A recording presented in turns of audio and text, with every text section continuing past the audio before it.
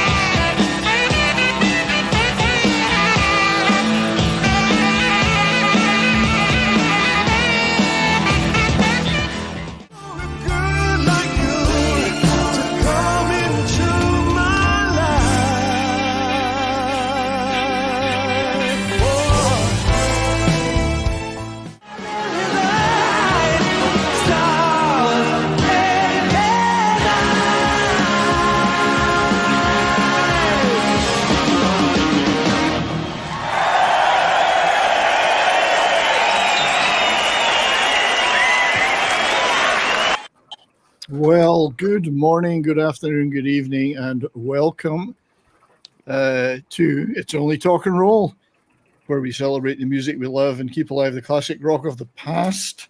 It was a mainly copyright-free intro to Foreigner, which painstakingly put together. Just a little sample of their stuff, because you better grab your air guitars, hold your lighters aloft, and crank up the volume, as today we are talking about one of my favorite bands, one of the greatest arena rock bands, the titans of arena rock, Foreigner. Multi-platinum albums, memorable hit songs, over 40 years of kick-ass concerts by both the original band and the current lineup, who are keeping the songs alive. And Foreigner, for me, they crafted a very distinctive sound, characterized by melodic rock, anthems, power ballads, get those lighters aloft, and a combination of hard rock and pop sensibilities. Loads of hooks, great vocals, fantastic production, and they became one of the most commercially successful bands of their era, which not a lot of people remember now. And think of that era of the late 70s through the 80s. Certain bands come to mind, but Foreigner actually outsold a lot of them. So that's what we're here to talk about today. We have a small but beautifully put together panel. We've scared all the metal fans away. Except me. Except John. So, and our friend Wilco is here. I can't see him, but I can see that he's joined us. How are you, sir? I'm fine. Can you hear me? We can hear you, my friend. Yep. Just can't see you, unfortunately. I don't know where I'm supposed to be, because how to do it. I have a huge problem with my computer, so I'm on my phone. All right. Well, thank you for joining anyway, sir. I know you've worked with Foreigner and Lou Gramm in the 80s, and it's always a pleasure to have you on from the Rock and Roll Rowdies.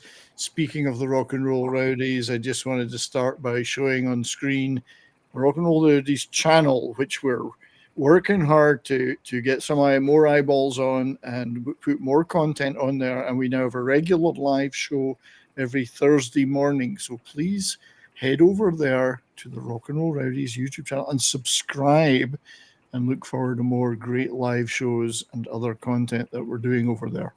So I will hide that on the stream again. So welcome, Wilco. Welcome, mate. You're still in the UK, yeah? Yeah, I'm here for the 2 months. I still have my suitcase in Liverpool. Okay. I arrived here and I went straight to Spain for 6 weeks. Yeah. And I didn't need all my stuff. So I've been like living out of a little plastic bag, as they say, you know. Yeah.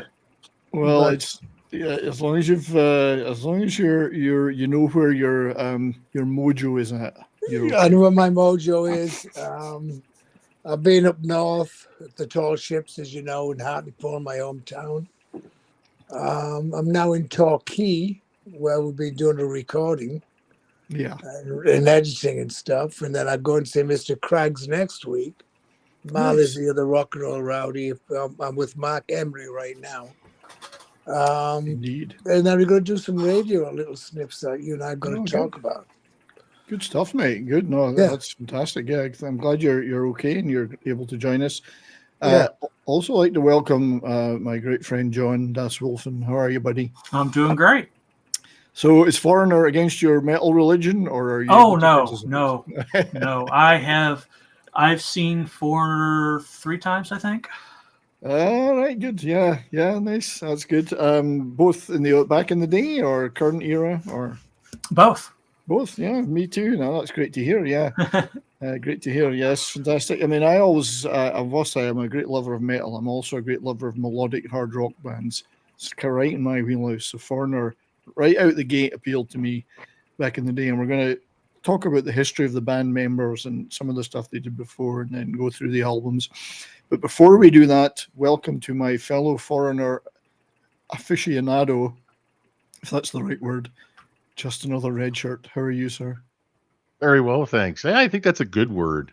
It is a good word. Having just going back and listening to songs from their first 4 albums in the last day or so, it struck me that most of the songs that I like the most by Foreigner, I had no idea whose songs they were, because Foreigner was so popular on the radio.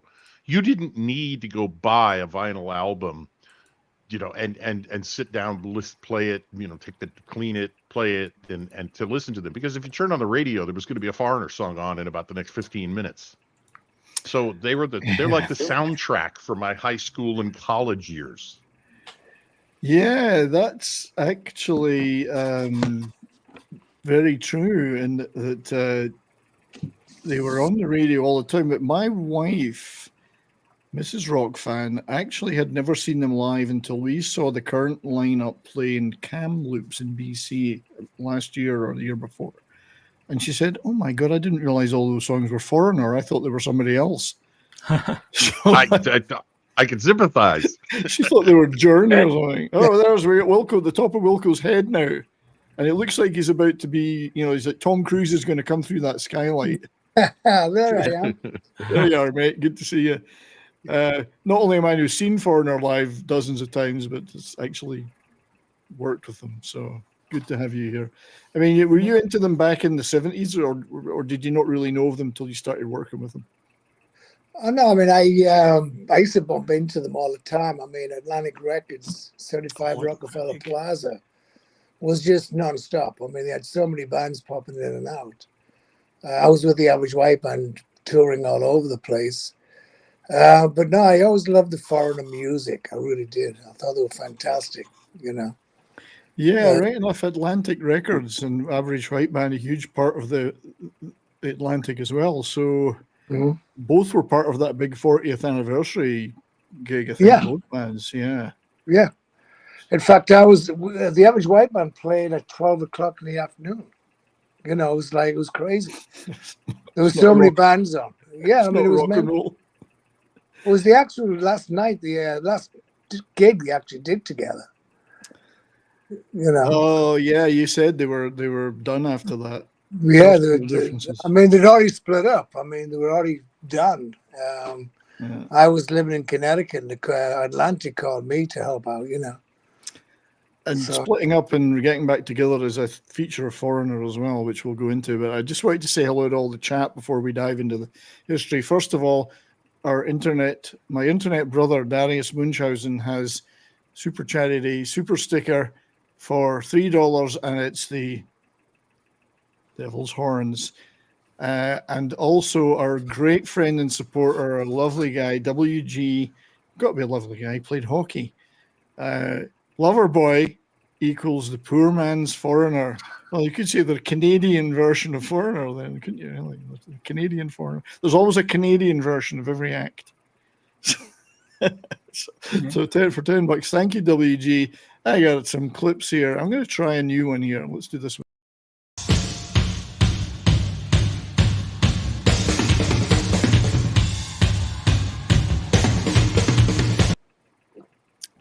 So try test run a few new clips today. So also here with us in the chat, and it's awfully good to see you all. Please hit that like button, share the stream out, all that good stuff. We have our great friend Lord Thoth, who wants to know what love is. Well, I want you to tell me what love is. Okay. Davina, who's feeling like it's the first time. I can see a theme here. D-Bud Martin, don't look at me. I'm just a dirty white boy. We got a lot of jukebox. Say you will keep doing these puns. I say you will. I will. Yes. We got a lot of jukebox heroes in this chat. Yeah, of course. I'm a head knocker. That song was made for me. Now, a feature of Foreigner's career has been that the music press has not been that kind to them, particularly in the UK when I lived there at the time, which made me like them all the more, I have to say. So one of the reviews of Agent Provocateur that Davina has posted from Cream magazine, I wonder where they are now, losers.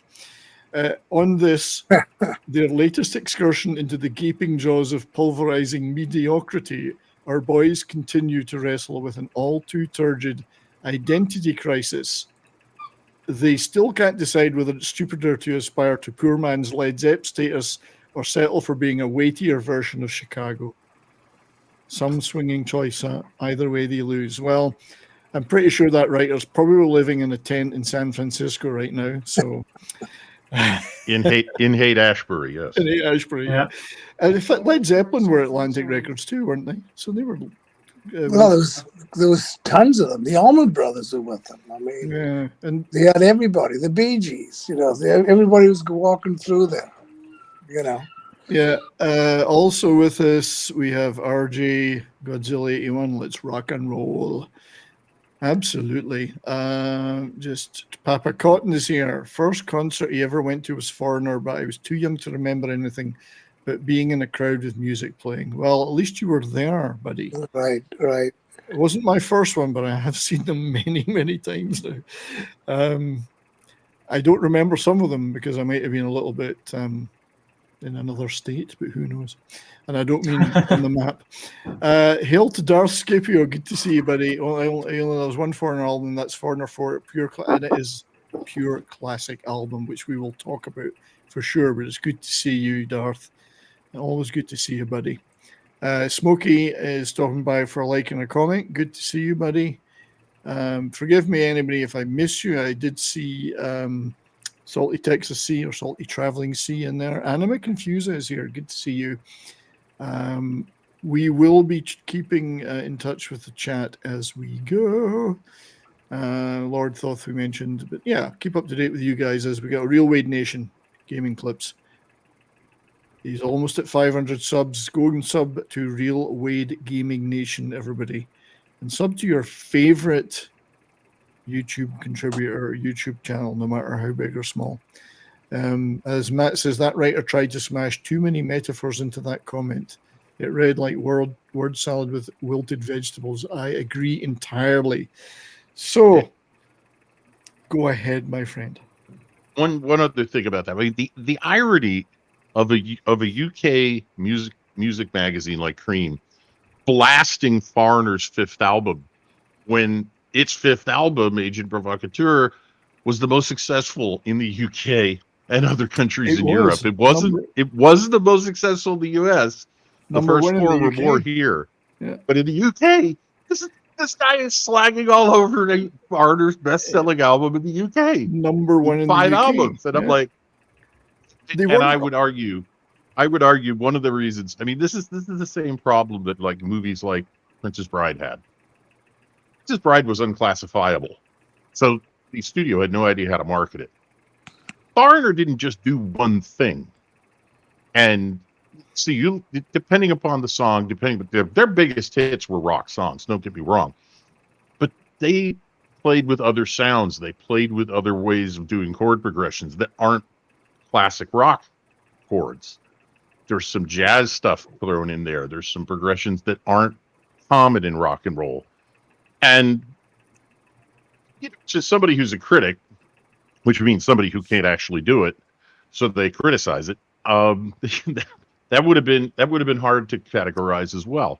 So it's not surprising to me that you could have their best-selling album in the UK have some ridiculous comment like that written about it. Well, those guys in the British music press just hated anybody they saw as the mainstream or successful. So, and that was Right. probably written at the time of punk was not that far in the rear view mirror, you know. So we got a band like Foreigner, who with decades of playing experience with the musicians in it, would not have been their cup of tea. And you mentioned some interesting stuff about the music, like there's a progressive rock element in the first 3 albums particularly, or the first 2 especially, which belies their radio-friendly status. So there's the original lineup. Lou Gramm, Al Greenwood, Mick Jones, Ian McDonald, Dennis Elliott, Ed Gillardy, who was replaced later with Rick Willis. And I'm going to take a little bit at Rick Willis, sorry. We're going to take a look at where those guys came from. What a happy-looking bunch. You know? Happy looking bunch. This is all the early photographs. I do love Lou Gramm's hair. Yeah, look at that. Look at that. Was he sporting headbands when you were touring with him, Wilco? No. He had the hair, but not as long as that. You know, Right. That is long. It is pretty impressive. Great shot of Lou and Mick on stage. I think that's at the Rainbow Theatre in '78 or roundabout then. So yeah, let's look at the background of some of these guys, because I'm all about the history. Here we go. I got to find the right folder. So Mick Jones. Mick is a very interesting guy because Mick grew up, he's from Portsmouth originally, but kind of grew up more in the London area. Contemporary, and indeed he talks about in his book, guys like Clapton and Beck and Ritchie Blackmore and others being in the same music stores and playing on the same sessions when he was a young lad. So got started in that same era as those guys, and Jimmy Page, who he knows pretty well. And he is kind of like the driver of the band. Him and Lou, once he recruited Lou as the vocals. So Mick had been around for a long time and had a fascinating career. One of his first bands was these boys, Nero and the Gladiators. This is in like 1961. I don't know if he's in this picture because, as he said himself, they had about 24 guitar players. But he was in them for a while, and they had a nice way of dressing, I don't recall them at all. They'd have a couple of minor I have hits. no idea who these people are. No, Yeah. Neil Christian was one of the guitar players. I think he went on to play in a lot of quite good bands over the years and a great session guy. But that's kind of where he cut his teeth originally. They had some minor hits. But then the weirdest thing happened in that he moved to France in the early 60s. And he ended up playing with a bunch of French artists over the next decade. One of them we see here is Johnny Hallyday, the French Elvis. The French Elvis. Indeed, Mick became his guitar player and band leader, and then he did a ton of sessions for French rock and roll acts. Oops, that one shouldn't be in there, including Françoise Hardy. It's a very bad photograph of that, but Mick's playing guitar behind her, and then Sylvie Vartan, who we can see here with the Beatles. So he worked with all those artists, but particularly Johnny Hallyday. But he also worked with the girls. So I wonder what the attraction was. But he cut out quite the career. I mean, I've seen interviews with him where he can actually, he's talking really good French. So he learned French pretty well, I guess, to talk to the girls. Sorry. Eclay Thomason, sorry, I wasn't ignoring my friend. Thank you for being here. He's $2 super chat from Eclay. Is it true that Foreigner is a pun on For in Her? It could be, buddy. It could be. I know that certainly it was the fourth album, so there's a kind of an obvious thing there, but it could be. If my source is trustworthy, and I can't vouch for it, one of the founders of the band named it because he said 3 of the founders were British and 3 of the founders were American, so they were going to be, at least half the band was going to be foreigners wherever they played. Yeah. I see. That's the official line. Uh-huh. So thank you. Yeah, but how many beers or whatever were consumed when they were coming up with their band name? Right. Yeah. This was New York City in 1976. After all. So I've got a clip for you. Love that riff. So key moment in Mick's experience, and I've got his book. It's really good. I'll show you a little bit of it later. A signed copy.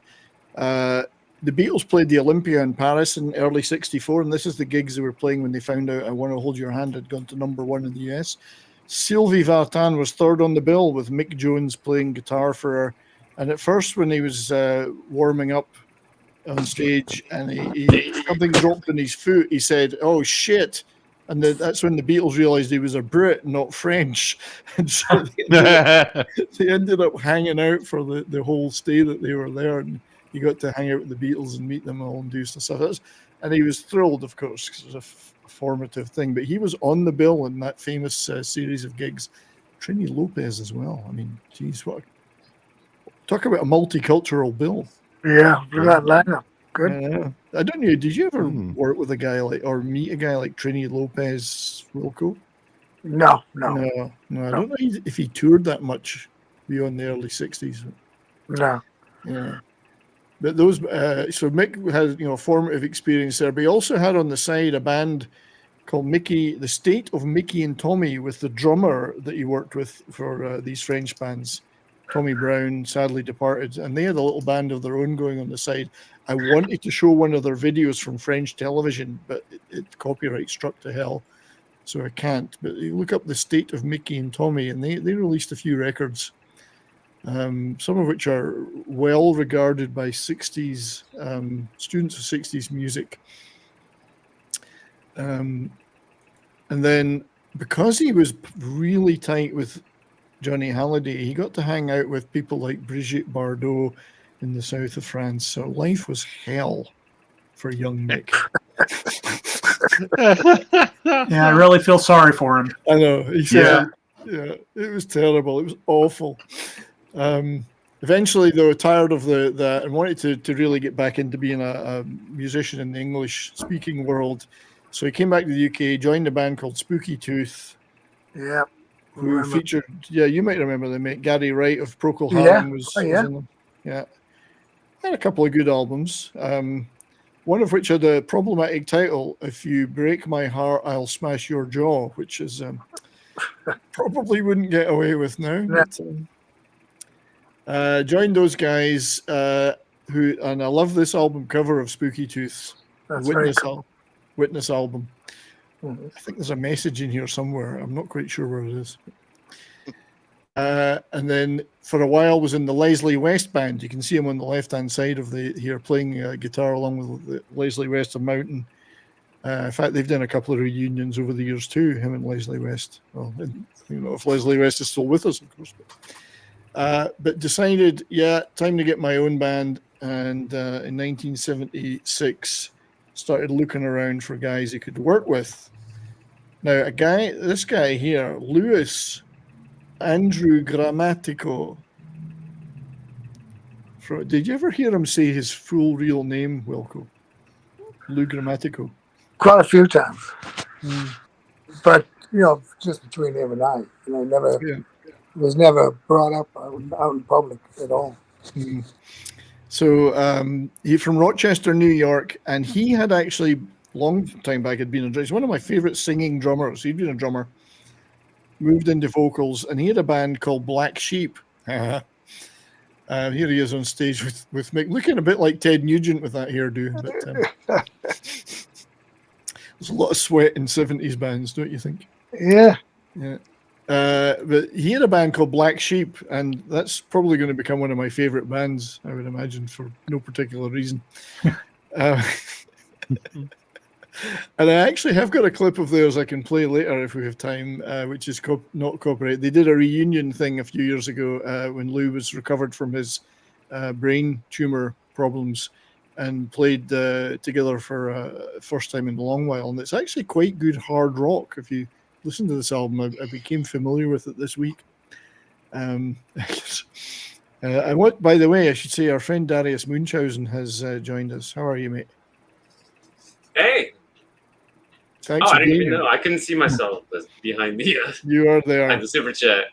Wilco, oh, there you go. I was going to say, we can only see the top of your head, Wilco. That's better. Well, sorry about that, mate. Don't hide your beautiful locks. We want to No, I won't. So Black Sheep, and he'd given a copy of this album to Mick Jones when Spooky Tooth played in Rochester. When Jones was looking for a singer for Foreigner, he called him up and said, "Do you want to come down to New York?" And the rest is history. He gave him the job. And he co-wrote an awful lot of material with Mick Jones. I know they've had a lot of to and fro over the years with who did what and a lot of arguments and argy-bargy, but the fact is they both wrote a lot of that material together. Other guy, though, that was key was a guy called Ian MacDonald, who I think Wilco may well be acquainted with. Yeah, I met him quite a few times. He wasn't on the tour. No, he'd left by then. Yeah. I mean, I think I toured with the last remaining original foreign guys, you know. Yeah, you toured with Mick, Lou, Dennis Elliott, and Rick Wills. Rick Wills, yeah. Rick Wills, who's a great bass player. Love Rick Wills. Yeah. But Ian MacDonald, multi-instrumentalist from Middlesex, started as an army musician way back in the day. He could play sax, flute, keys, guitar. Joined King Crimson in '68. Played a massive part on their In the Court of the Crimson King album, particularly the sax solo on the lead track.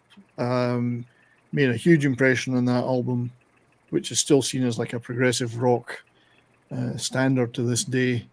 And then decided he didn't really want to be. He was in and out of King Crimson a number of times, but by '76 he'd met up with Mick in New York and said, "What?" Oh, he also played on T-Rex's Bang a Gong.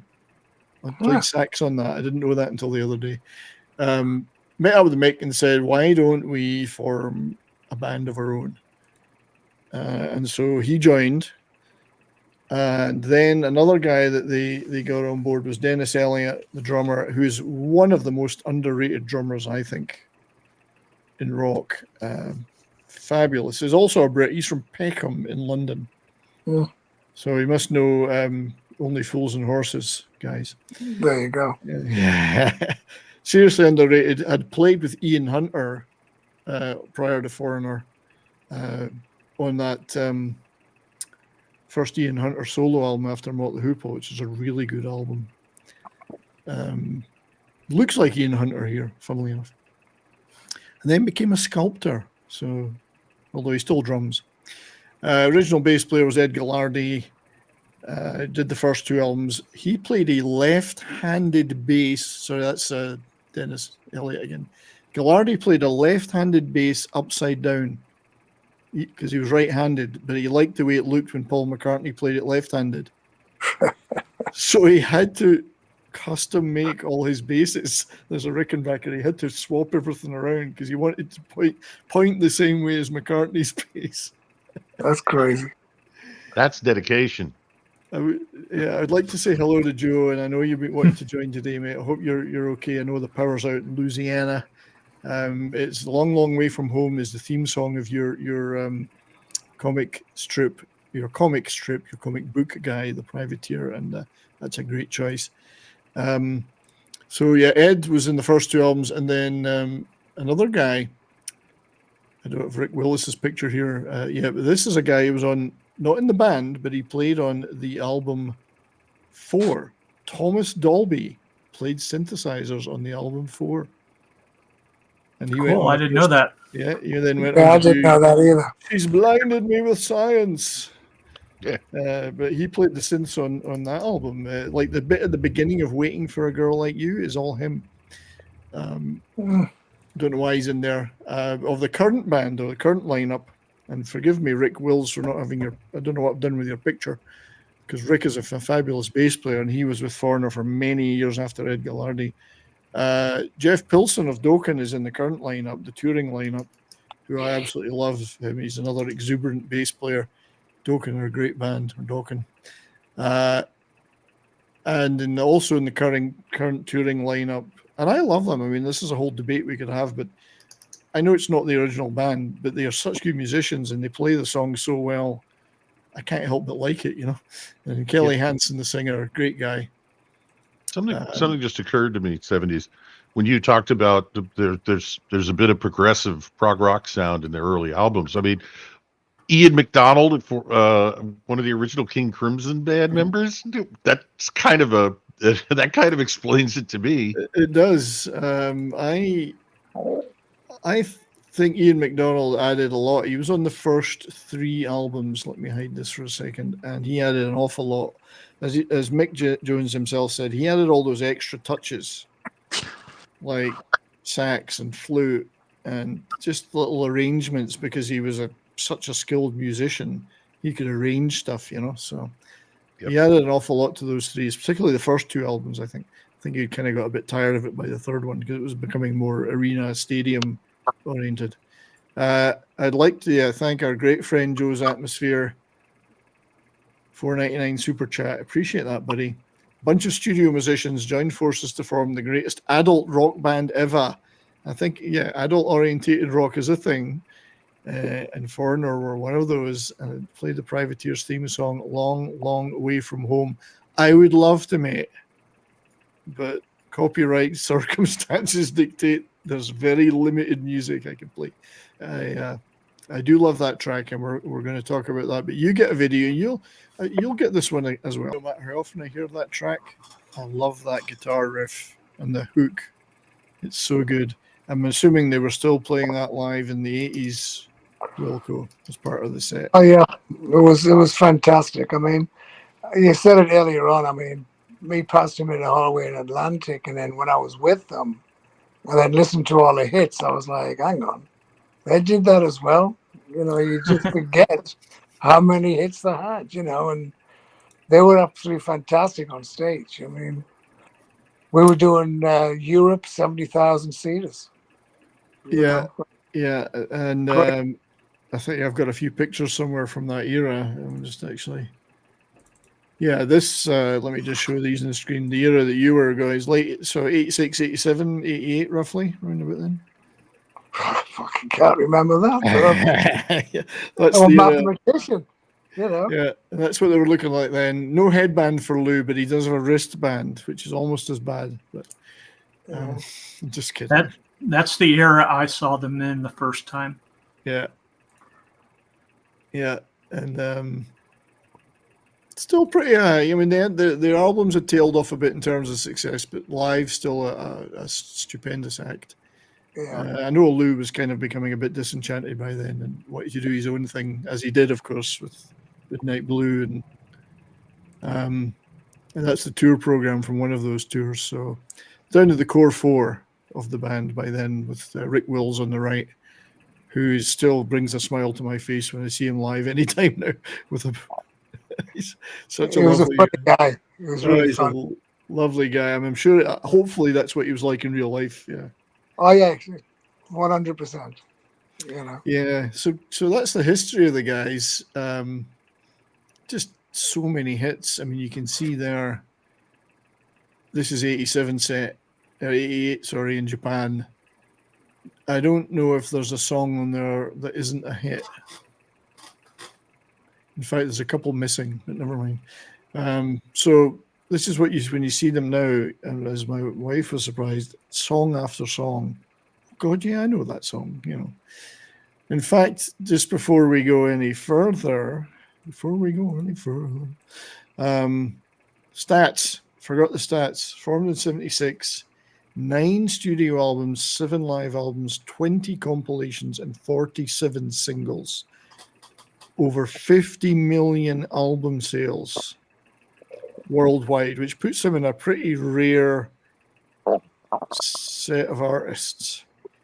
4 5 times platinum US albums, 14 top 20 Billboard singles. First 8 in a row were all top 20. I Want to Know What Love is number 1 in 8 countries, which includes the US, UK, Canada, Australia, and a few others.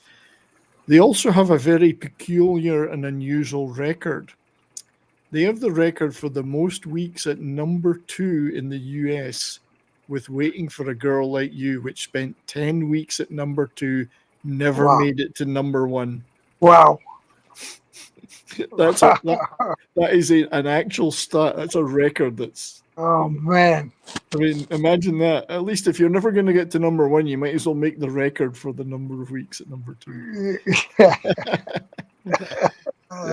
So, with your guys' permission, we'll take a look at some of the albums and talk about some of the music, which, as I say, unfortunately, none of it I can really play, other than the opening montage, which was had a few clips carefully selected for copyright friendliness. It's amazing what you can do with people's phones. I have to say, just before we move on, there's a lot of footage of the current lineup playing, and I've seen them about 4 or 5 times. Always fun. If you use that footage for anything on YouTube, what happens is it says this is a cover version, and we're going to share the revenue. So is that a comment by YouTube on the current lineup? I don't know. I mean, I'm not knocking the current lineup because I love them, but it calls them a cover version. So, it isn't the original, is it? Because it's live. It's not the original record. Yeah. So I'm going to talk about the first 5 albums, if that's okay, if you guys are all right with that. So, first album, debut album, 1976, just called Foreigner, and I love this artwork. I don't know who did it, but it's a really neat piece of art. So 3 Americans, 3 Brits, called Foreigner as a result. And if you look at I do love the back cover. I think Mal Craggs would love this back cover. It's a train, so you know. Yeah. The Granny, you mean? Granny. The Granny, sorry, Yeah. Mal's not the train spotter. He's the foodie. He's a foodie. Granny's the train spotter. So if you look at the track lineup on this, right out the gate, feels like the first time. Cold as Ice and Long, Long Way From Home, all hit singles. It comes to my mind is that one thing the band were great at, and Mick and Lou as songwriters, was first 10 seconds of the song grabs you. So feels like the first time, that great guitar riff with the keyboard behind it, you're immediately hooked. Cold as Ice with the keyboard piece. Again, sure, there were a lot of heavy guitar rock in their albums, but they also did a lot of other stuff. Cold as Ice is principally a piano-led piece. And then Long, Long Way From Home, with a lot of sax work on it from Ian MacDonald. All hit singles, really catchy stuff, all still played today. 3 of my favorites. I mean, I do love this album. I had a cassette of it at the time. But also on here, you've got the track Star Rider, and I'm not sure, I don't know if they were still playing it in the 80s, Wilco. The set, that's all I remember about the set. I used to put them on stage, and then I'd run straight to the box office and start working. All right. The Star Rider, sorry, go ahead, mate. You know, that I'd hear like the start of I Want to Know What Love Is, and it was the end of the show. And led it back to the stage, you know. So you only saw the opening bars and the closing bars? Yeah, I mean, on most of it. I mean, some of it I saw the whole thing, you know, but, you know, it was a tour manager, you're just moving all the time. You know, as soon as they're on stage, it's like, let's go and get the cash. Got the money for the pub. You know? Yeah, you saw the opening bars, the closing bars, and the hotel bars. Exactly. in that order. In that order. Yeah. So Star Rider, for those who are not familiar with the deeper stuff beyond the hits, is like their prog rock epic. It particularly showcases Ian MacDonald's flute and flute work, Al Greenwood's keyboards, and Mick Jones plays some absolutely blistering guitar on this. It's about 12 minutes long live. They played it the first time I saw them in 1982. Absolute standout of the gig. And it showed their progressive rock side. So check that out if you just want to hear one track you've never heard before from Foreigner. Play Star Rider, and you would think, this is progressive rock. It ain't anything else. So I do love this album. It was a great debut. Great debuts are important if you can do them, and I actually think they nailed it on this. They have the fantastic track Head Knocker, which is like it's like a fun rock and roll song. It's written specifically for Joe's atmosphere, I think. So guys, Redshirt, are you a fan of this album particularly? I love this album. I mean, this when I started listening, when I was listening, this, of course, I found a YouTube channel that had all of Foreigner's songs, and they very helpfully organized them by album and release date of the album. So the first song that I listened to when I started re-listening for Foreigner was Feels Like the First Time, and I went, right, okay. And I listened to Head Knocker, and I got to say, with that one, and I listened to the what is it? I can't read it here on the screen. Let me back. It's hard to read. Star Rider. Star Rider, yes. Star Rider was one where I started conducting. That's right. I wasn't holding up two fingers and shaking my head back and forth. I was sitting there furiously conducting. Yeah. Sorry, mate. Go ahead. Yeah, no. In Head Knocker, I was like, oh, this is like Western rock. This is like, Kansas or something. And then they go into the chorus. It's like, no, it's not. Head Knocker was almost like a Southern rock thing in some ways. It starts that. It's almost like the verse is Southern rock, and then the choruses are not. Because they go completely out of the same rhythm. They go to a completely different rhythm. And I'm like, this is two songs in one song. This is somebody's really thinking about this in building this song, putting this song together. It almost sounds like some of the McCartney, Lennon and McCartney songs, where one of them would do the verses and the other would do the middle eight or something. So they were two totally different songs within one song. I'm not entirely sure who wrote that. I'm just going to look it up. That track, Head Knocker, was written by Lou Gramm and Mick Jones. So Lou's writing the lyrics, you got to imagine. As a northerner from upstate New York, there was a little bit of a piss take of Southerners in it, I think. Mm-hmm. Yeah, a little bit of a Yankee piss take, although the music itself was very Southern rock. You could imagine 38 Special or somebody doing it. I don't know. But it's hard hitting. It's got brilliant guitar riffs. It sang wonderfully. It's just a band that were all great musicians and knew how to put it together. I got friends at the time, and then later in the 80s when I first went to see Foreigner, took a bunch of friends. Many of them were punk fans or metal fans. They were like, well, these guys are in the charts. We'll go with you. They all were knocked out by Star Rider. No matter what music they liked. They all thought that was amazing live. So the other thing that made them amazing live, and I never saw them live, but I imagine it would, because these guys sang all of these. The lead singer was amazing. First of all, their first lead singer, he was fantastic. They sang backups. They sang harmonies. I mean, that's one of the things I liked about bands like ELO, that they're not just the guitarist, the drummer, the bass player, and the lead singer. Which there's plenty of rock bands that had basically that lineup, and they made some great music. But with these guys, the thing to remember, and especially since the 1990s when the auto-tune stopped being an effects generator and became a way of fixing bad singers' lousy pitch Mm. is that when you hear every single note in the lead sung on he nails that note. He doesn't slide into it.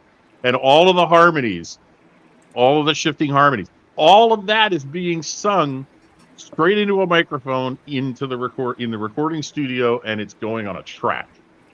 So you can turn that into a live performance because everybody here can actually sing, can actually play, hits their notes, hits their timing.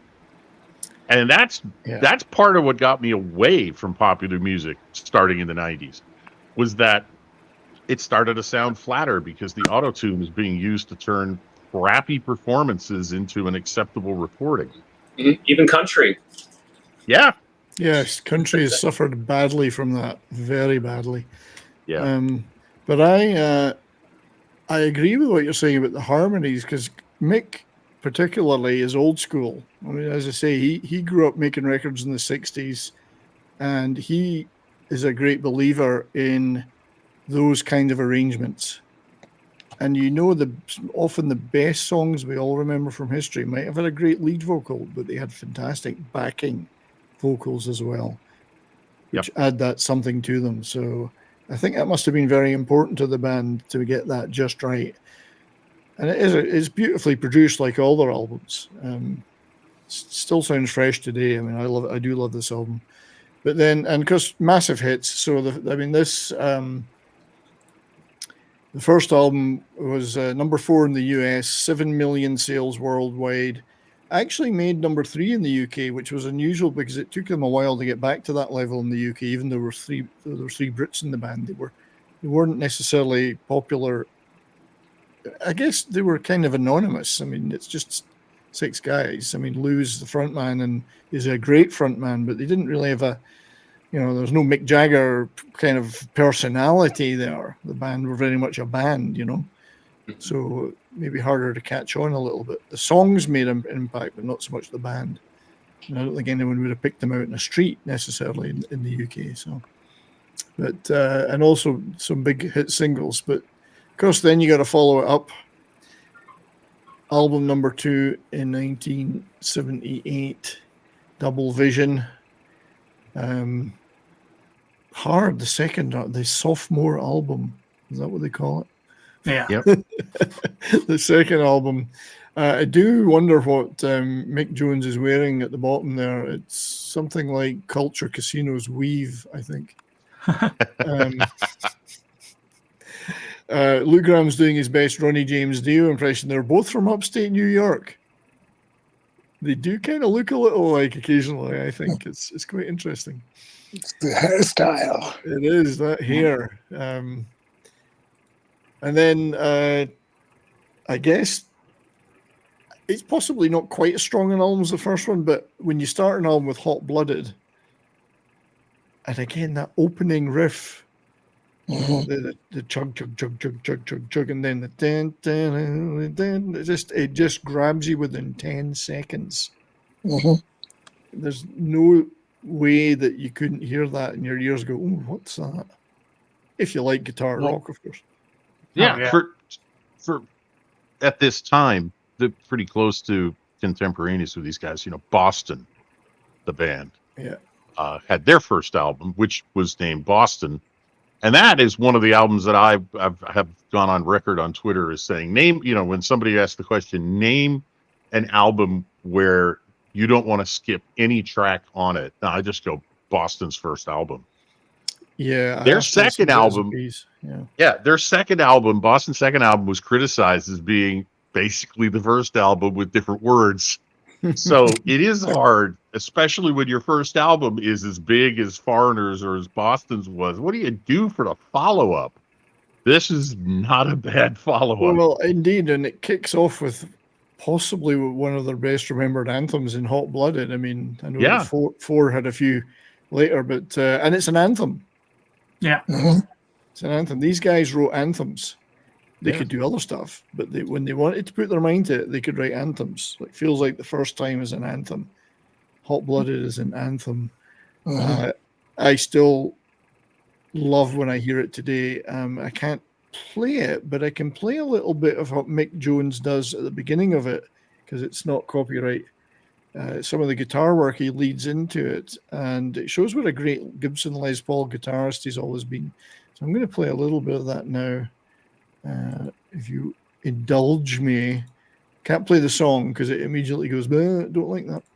This shows Casey's Mick's guitar skills.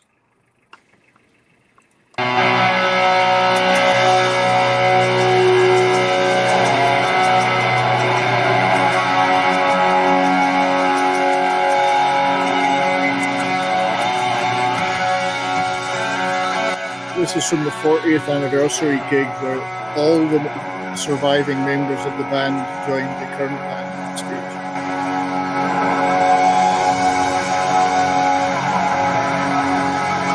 There's Rick Willis, Dennis Elliott, Rick and Dennis. Great rhythm section. Lou Gramm waiting to do his bit when the song starts.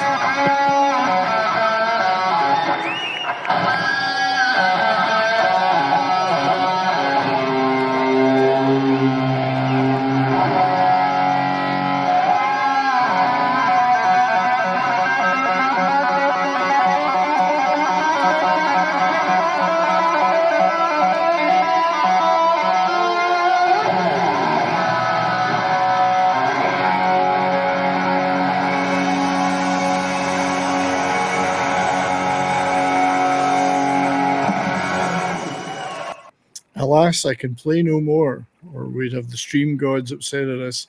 Then it kicks into the actual riff, and you've got Lou Gramm singing the lead at the 40th anniversary gig, which you can get on Blu-ray.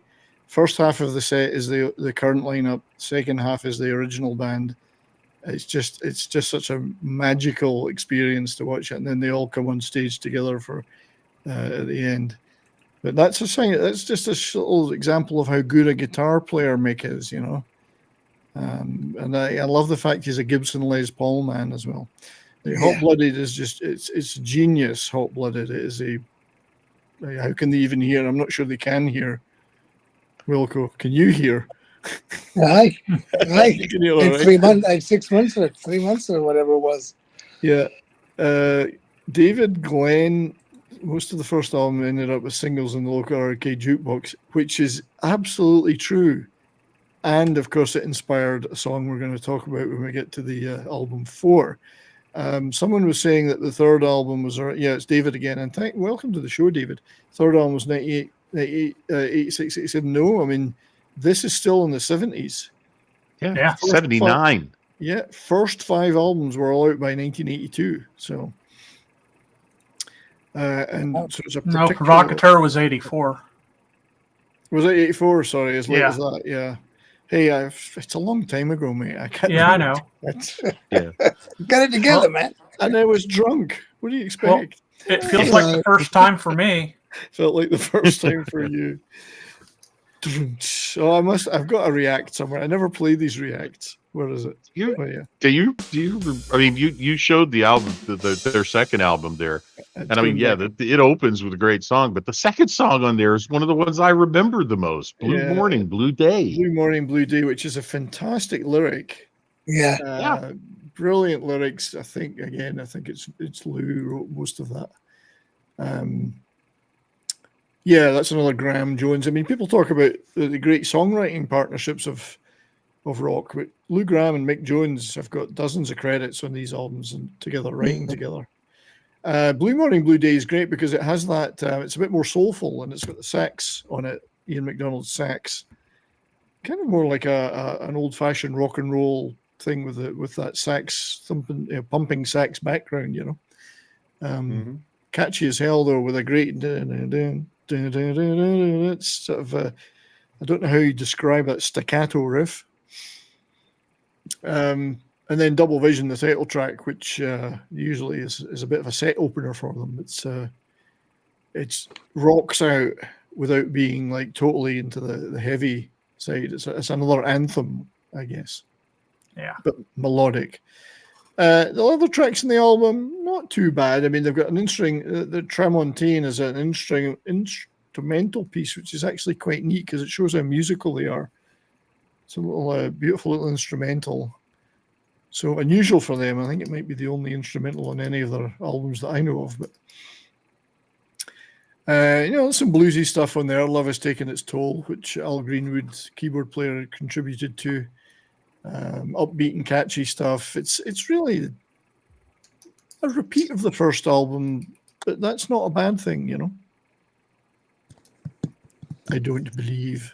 Yeah, as long as you don't keep remaking the same album over and over again. Yeah, and I think they did eventually decided they want to do some different stuff, but for the moment they had a formula.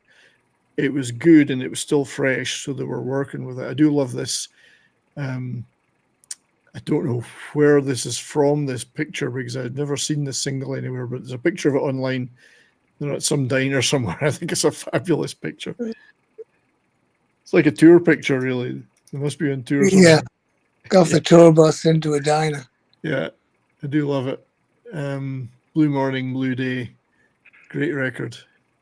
Darius Munchausen joined. Oh, Darius is back. You keep dropping out, Darius. What's wrong with you? Have you got something urgent to do? You got something urgent to do? I did, but I told you about that already. Yeah. Double Vision again. There was artwork of these was pretty much sticking to the album cover. Now we're going to move on to the third album, and I may well get into trouble because I'm going to show the original album cover. Foreigner, it were a bunch of guys and were nothing if not raunchy at times, and the lyrics were pretty raunchy. And so Head Games is probably not the cover now of the album. I don't know if you can still buy it with this cover. Album number 3. I really don't know what they're trying to say here. I mean, it's in a head, and then Head Games is a thing. And yeah, so. Oh, is this the album with Glory Hole on it? I think she's actually trying to sit on that urinal, which is, given today's environment, is probably. If you can't see it, I looked at this album cover art when I was listening to this album today. Yeah. Her left high heel is broken.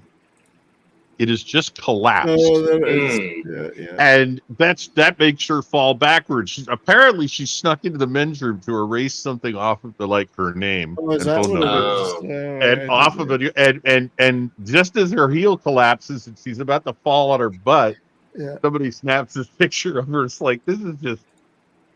I don't know whether this should have been called Head Games or oh shit.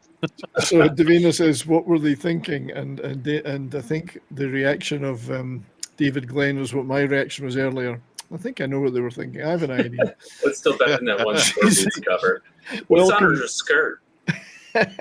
I don't know. It's some kind of music. It's musical notes, I think. Okay. Yeah. Matt, for a good time. Well, welcome to the show, Matt. Not sure I've seen you here before, but welcome. Maybe she's a urine fairy. They spawn from urine pools. I hope not. I'm actually thinking this is a washroom from probably some British motorway service station. Wilco. No, not really. It could be anywhere. Look at that. That could be in my backyard, actually. In fact, it is in my backyard. Is she in your backyard too, though? Yeah. Yes. In fact, she's still there. Head is indeed. Yeah. There's multiple things going on in the title of this album. Multiple puns. So, Head Games, by the way, Double Vision, 1978, number 3 in the US, 7 million sales, number 1 in Canada, and sold pretty well worldwide. So, the third album, number 5 in the US, 5 million sales. Didn't do so well in Britain, number 14. Top chart position in the US, number 5. 1979. However, I have a sneaking love for this album. I had it on a cassette back in the day, and it was for, I think, about a year or two, it was playing in my car cassette player constantly. Because I think it's a little bit raunchier than the first two. A little bit more straightforward rock and roll, if I could put it that way. starting with like Dirty White Boy is just one of the greatest riffs, guitar riffs I do know ever. exactly what to mean, by the way. You It do gets know what? very sexual, the music. Yeah, it's The raunchy and classics. raunchy in all sorts of the word. Produced by Roy Thomas Baker of Queen and other such bands fame production. Dirty White Boy, again, they start the album with a killer track right off the bat. Brilliant guitar. I mean, we can't play a lot of it, but I do always have this clip. So in 1979, punk was all the rage in the UK, and my punk-loving friends, and I loved punk. I've got a lot of punk stuff from the era. I saw a lot of those bands live. But they'd say, "Why do you like a band like Foreigner?" I would play them that track, and they'd go, "Well, that's not bad."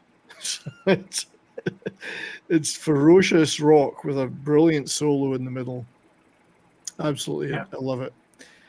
Singles wise, the rest of the album wasn't so strong. Head Games, the title track, which is back to the kind of anthemic, brilliant bass line in it. I think Rick Wills had joined the band by now, and thumping bass, very anthemic. There's some really neat tracks in here. Like "Woman" is another really neat little guitar driven with that kind of rough sounding guitar that's in Dirty White Boy. Repeats in "Woman." It's women. Really nice rock track, hard rock track. Some of the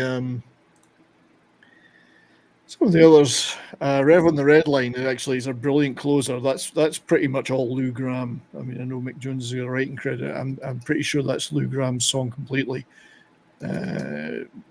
Very dynamic, do what you want type message, dynamic sound. Lou does some of his best vocals on that track, Rev on the Red Line, if you ever hear it. It's energetic, and I think Lou hit a real peak on that one. Just that's for me.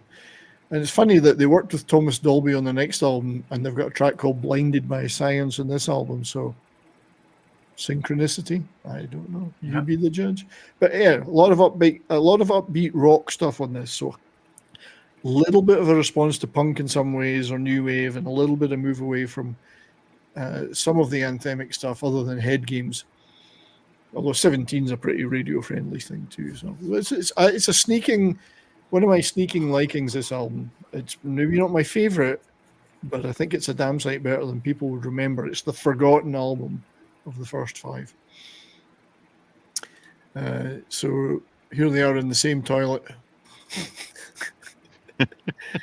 And then a rather bizarre photograph for the Head Games single cover.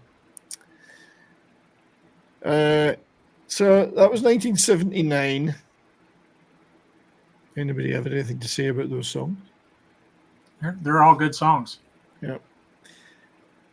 And I think at that point, I mean, this was Ian MacDonald left after that, because I don't think there was as much for him to do in that album. I mean, they weren't doing the progressive stuff anymore.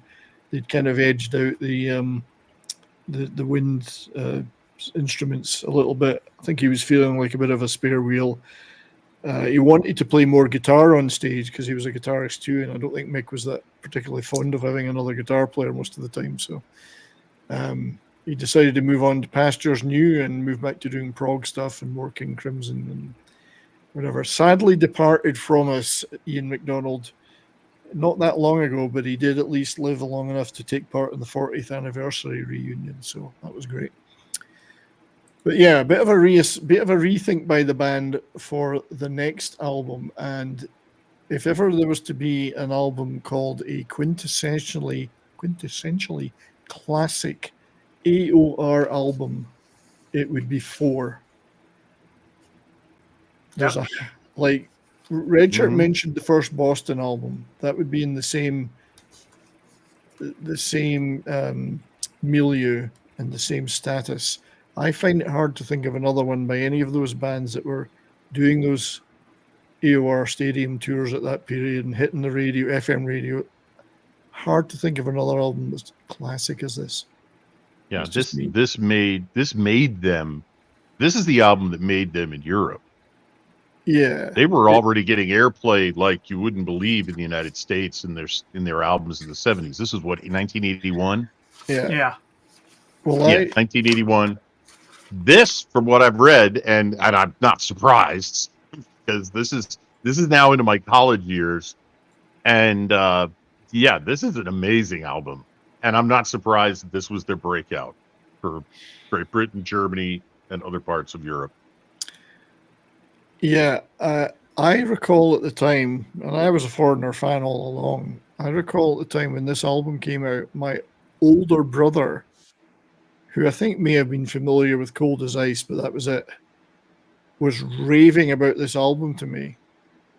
And I said, "You do know I've got all their other albums and singles, and I've absolutely been into them for years." He goes, "This album's fantastic. I can't wait to see this, man. This is brilliant." And he's a guy who didn't really rave about music particularly. I mean, I did pick up a lot of stuff from him growing up because he was 6 years older.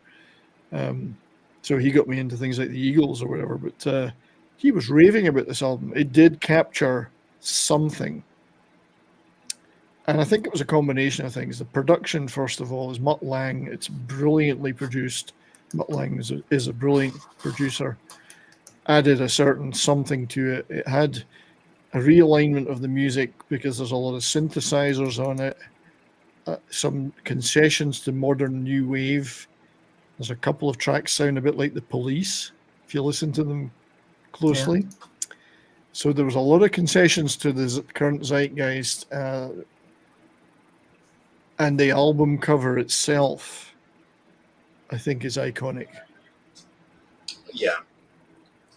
In my opinion. I mean, I think a lot of people still recognize that cover, even if they don't know who Foreigner are. And they played about Welcome Christian, good to see you, buddy. For his all-time favorite album, and Urgent is the best track. And the sax solo in the middle of Urgent was done by Junior Walker of the All-Stars. And it's a brilliant, brilliant sax solo, one of the best in rock history, I would say. I know I bought it the day after I heard Urgent on, was it Casey Kasem? Yeah. That brings back memories. That's right. I heard Urgent on the radio on the BBC. I mean, I can't remember the day, but I remember it's one of those things I heard and I went, what the hell is that? Right. That is really just, again, they were so good at openings for her. That first 10 seconds of that song with that echoey guitar and that repeating riff, it just like grabs you. Mm-hmm. And they that's Foreigner. My God. I love that. I was in love with it. The sax. I'm sorry. No? You mentioned the sax solo. It's one of those instrumental solos that I sing along with, if you know what I mean. Oh, yeah. Yeah. Yeah, that's right. I had discovered jazz by this. I'm sorry. Go ahead. It's like, when I'm got the doors shut by myself. Yes, I sing along with that sax solo. Although my girlfriend can hear me through the wall. But do you sing or do you go? So good. Or you sing? Yeah. No, it's just like once in a while you hear a guitar solo and you sing along with it, because it's so in you, and it's just it's so good. So I know that a lot. I want to add to that. Because I had really gotten into jazz, started getting into jazz by this point, and that middle sax solo, and I know exactly what you're talking about, Darius. You sing with it, you scat with it if you know how to do scat, and that's from jazz. That to me was just like somebody plunked this magnificent saxophone jazz riff right down in the middle of this rock song, and this blew me away. I'm like, this is the stuff I'm starting to listen to now, and it's a band I was listening to in high school. Yeah, and I think it's almost like a different band in places, and it gave them an entirely new audience worldwide. It didn't sacrifice, and they were stripped down to the basic four guys now because McDonald had left and Al Greenwood, I think, had left as well. And most of the keyboards were being done by Thomas Dolby or Mick Jones himself.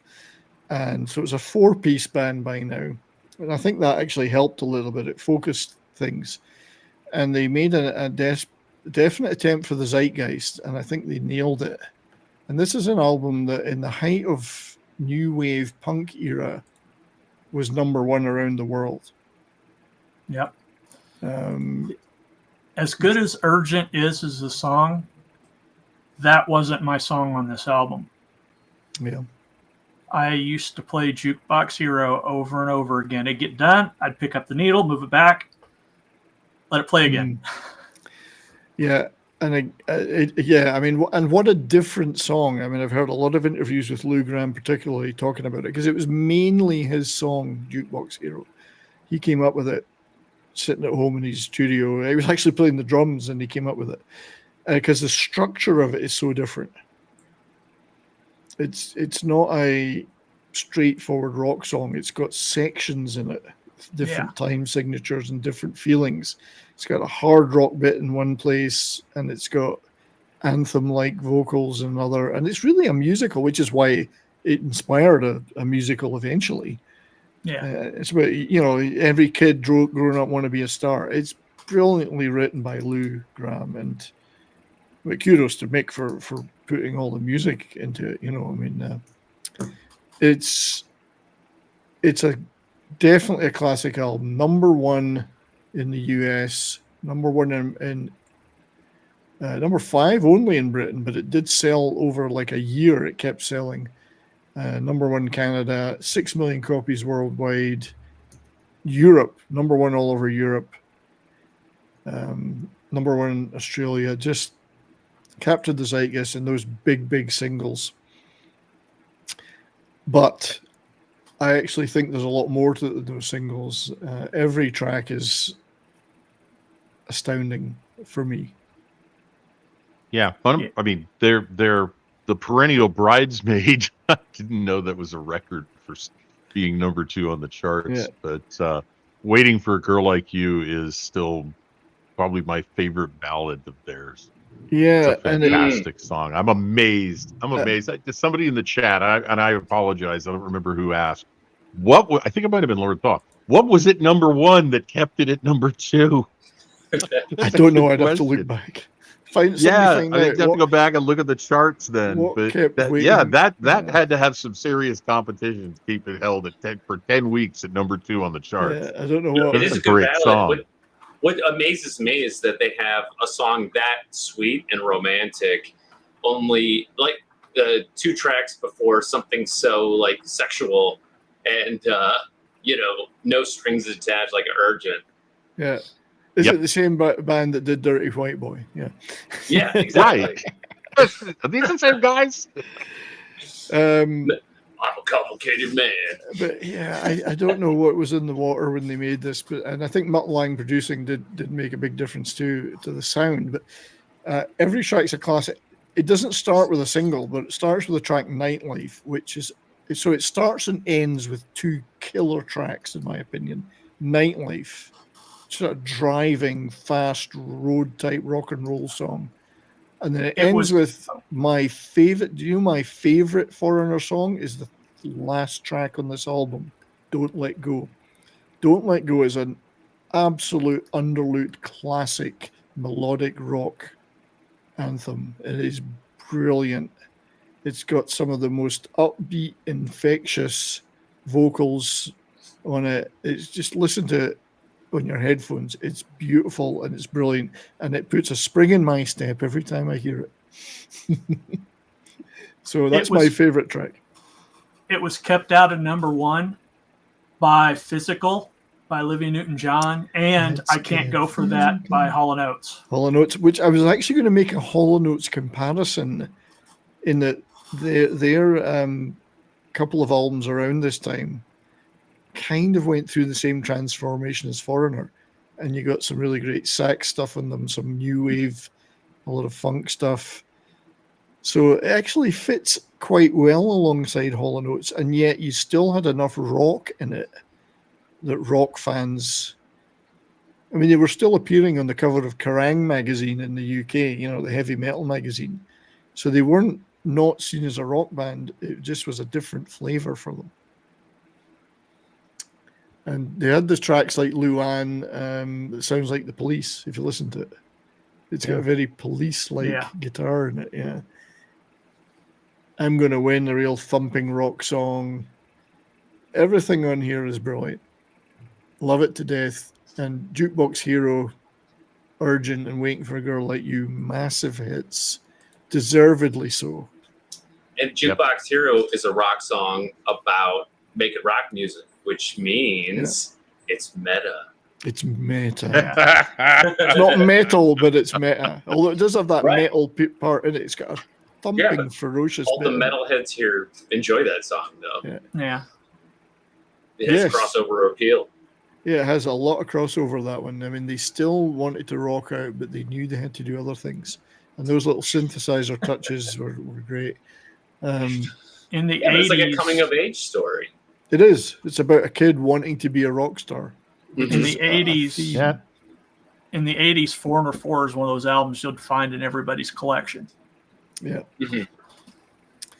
Yeah, and that it's probably in the basement. My dad probably had. And that's the era that I first saw them in concert. So they toured in 1982, a world tour to support it. Wilco joined. Hey, buddy, good to see you back. back. Yeah, that was my two daughters in New York City. All right. Yeah, my middle one just moved there, so it's been a crazy domestic week for me, and I just got back online just to say see you later, because my computer was down. I've been using my phone, and I've got 5 seconds left. So I just want to say it was the best tour, one of the best tours I did working for Foreigner, the gentlemen, every one of them, and it was a pleasure working for them. I did the European tours and the Japanese tour. Well, we look forward to talking to you about that in more detail on a future show, possibly on the Rowdies channel, my friend. Yeah, I think on Thursday we are doing our first tours. Mine was Scandinavia with Robert Palmer, Elkie Brooks, and Vinegar Joe. So, indeed. Looking love forward you to that. guys, love Foreigner, and I will speak to you next couple of days, Brian. Yeah, thanks for being here, buddy. Talk to you soon. Great to see you again, guys. Have a good night. Take care. Okay, guys. Thanks. Bye. Bye. I'll kick him out. Just by the way, if the power goes off here and I disappear, it's because there's a major storm going overhead, so you might hear the thunder. The four tour, and God, I wish I had the T-shirt. It fell apart years ago. I wish I still had that tour T-shirt. This is the first time I saw them. Birmingham International National Exhibition Centre, May the 7th, Friday, May the 7th. To this day, I cannot remember who the support act were. But I remember Foreigner. I had flu as well. I was not well. I shouldn't have gone, but I went, and it was magnificent. Brilliant gig. I absolutely loved it. You can see the Fleetwood Mac ticket next to it. The one on the other side is Genesis. Oh, 3 good ones in a row. Oh, Genesis, yeah. Richard Hammond's favorite band. Exactly. And this was it's not a very good poster, but that was the tour poster and advert in the magazines. Gamma were the support act. Now I remember. Birmingham it NEC. looks like a poster of a poster. It is a poster of a poster, yeah. But that was the tour I saw them on. Magnificent. What a great night. And then I've seen them. I saw that lineup again once, and then I've seen the current lineup multiple times. But we will come back to tour posters because they have got some really good ones. All right, yeah. So great hit singles, great album, massive world seller. Some people felt they'd sold out a bit with the ballad. Who doesn't like? Everyone does ballads, especially in the 80s. Who doesn't like a good power ballad?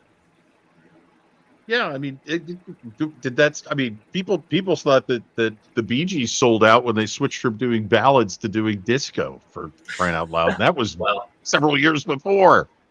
Nothing wrong with a ballad. Just don't make an entire album out of them. Just call it a power ballad, and then everybody will think it's heavy. Yeah.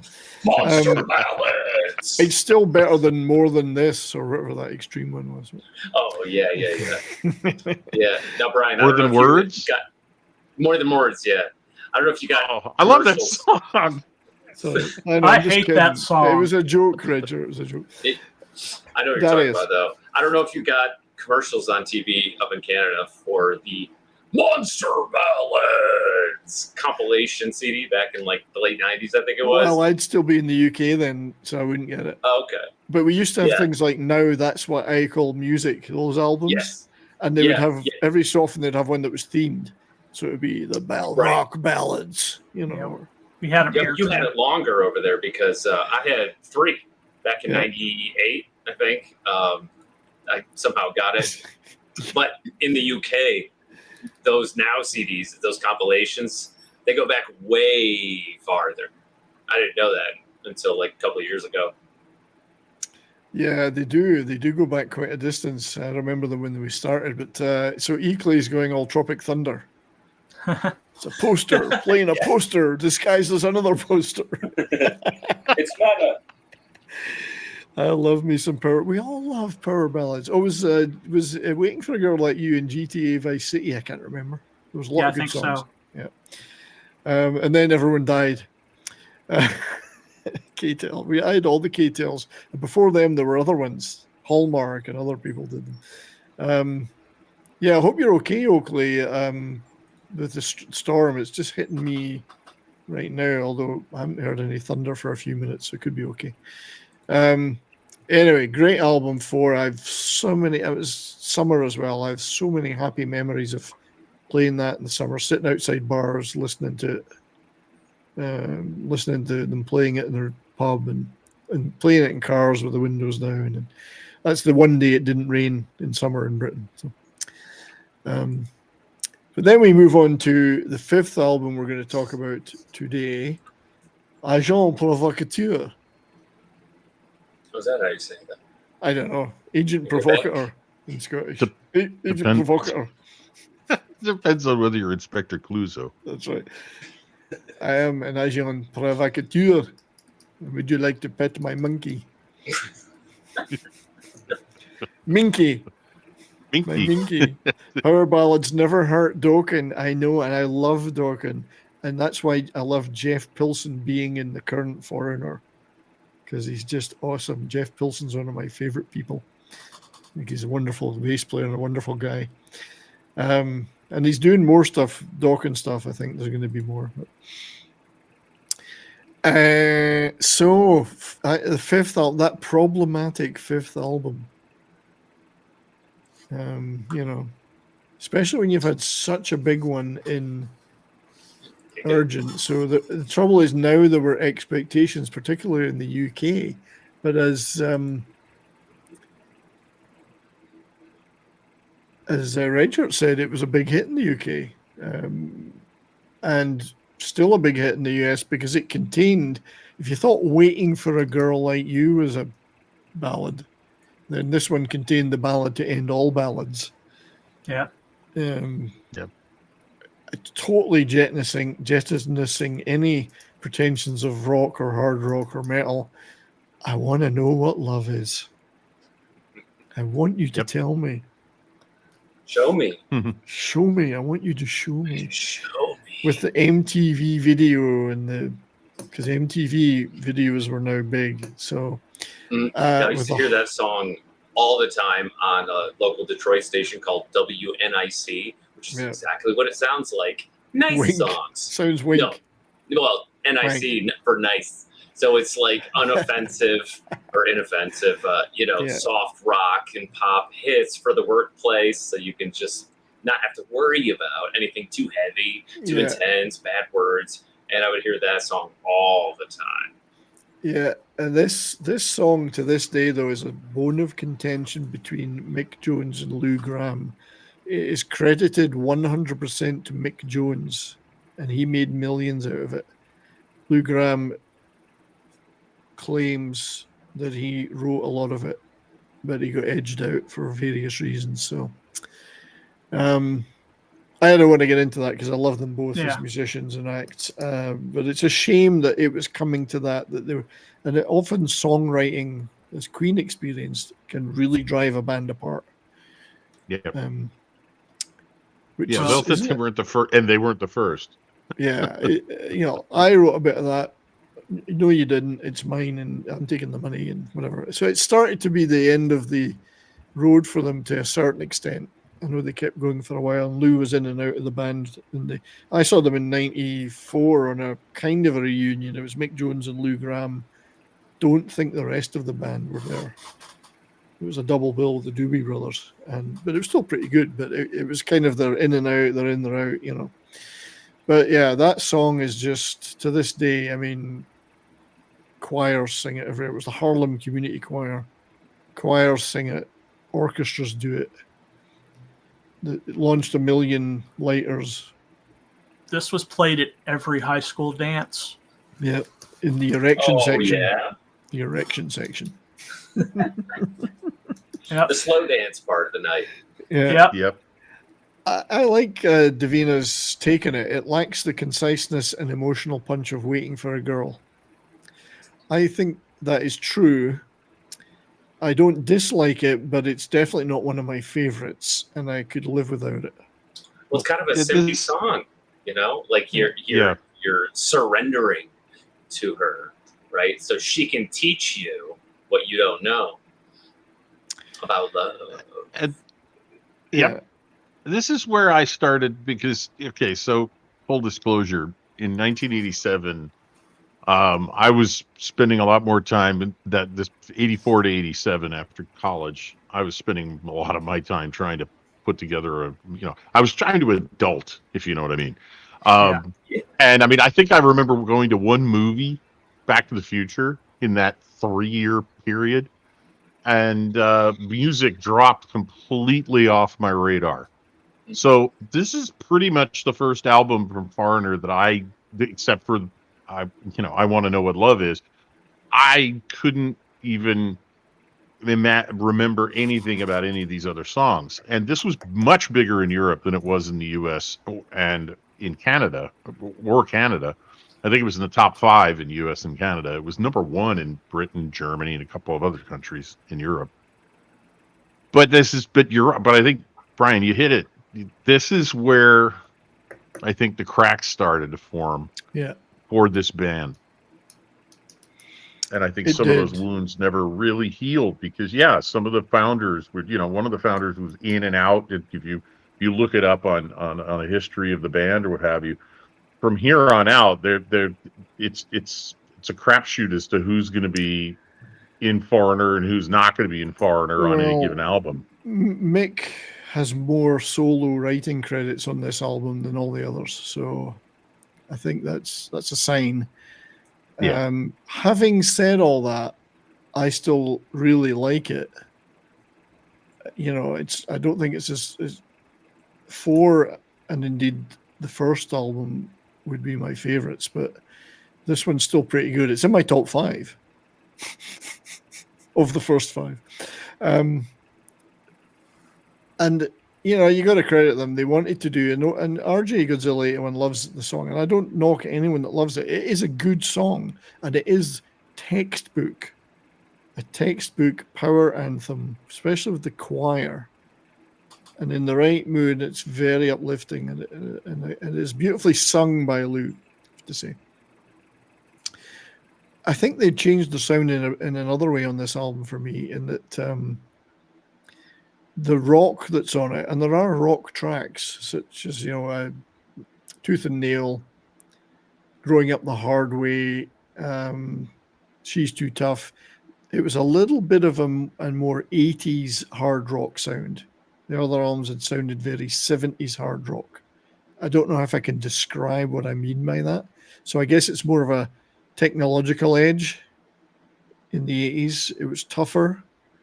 It had influence of new wave of British heavy metal bands had upped the game.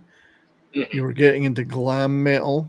So that metal, what was called metal, was changing, and the hard rock sound on here was a little bit more polished than the grittier stuff that was on the early albums. So I don't know.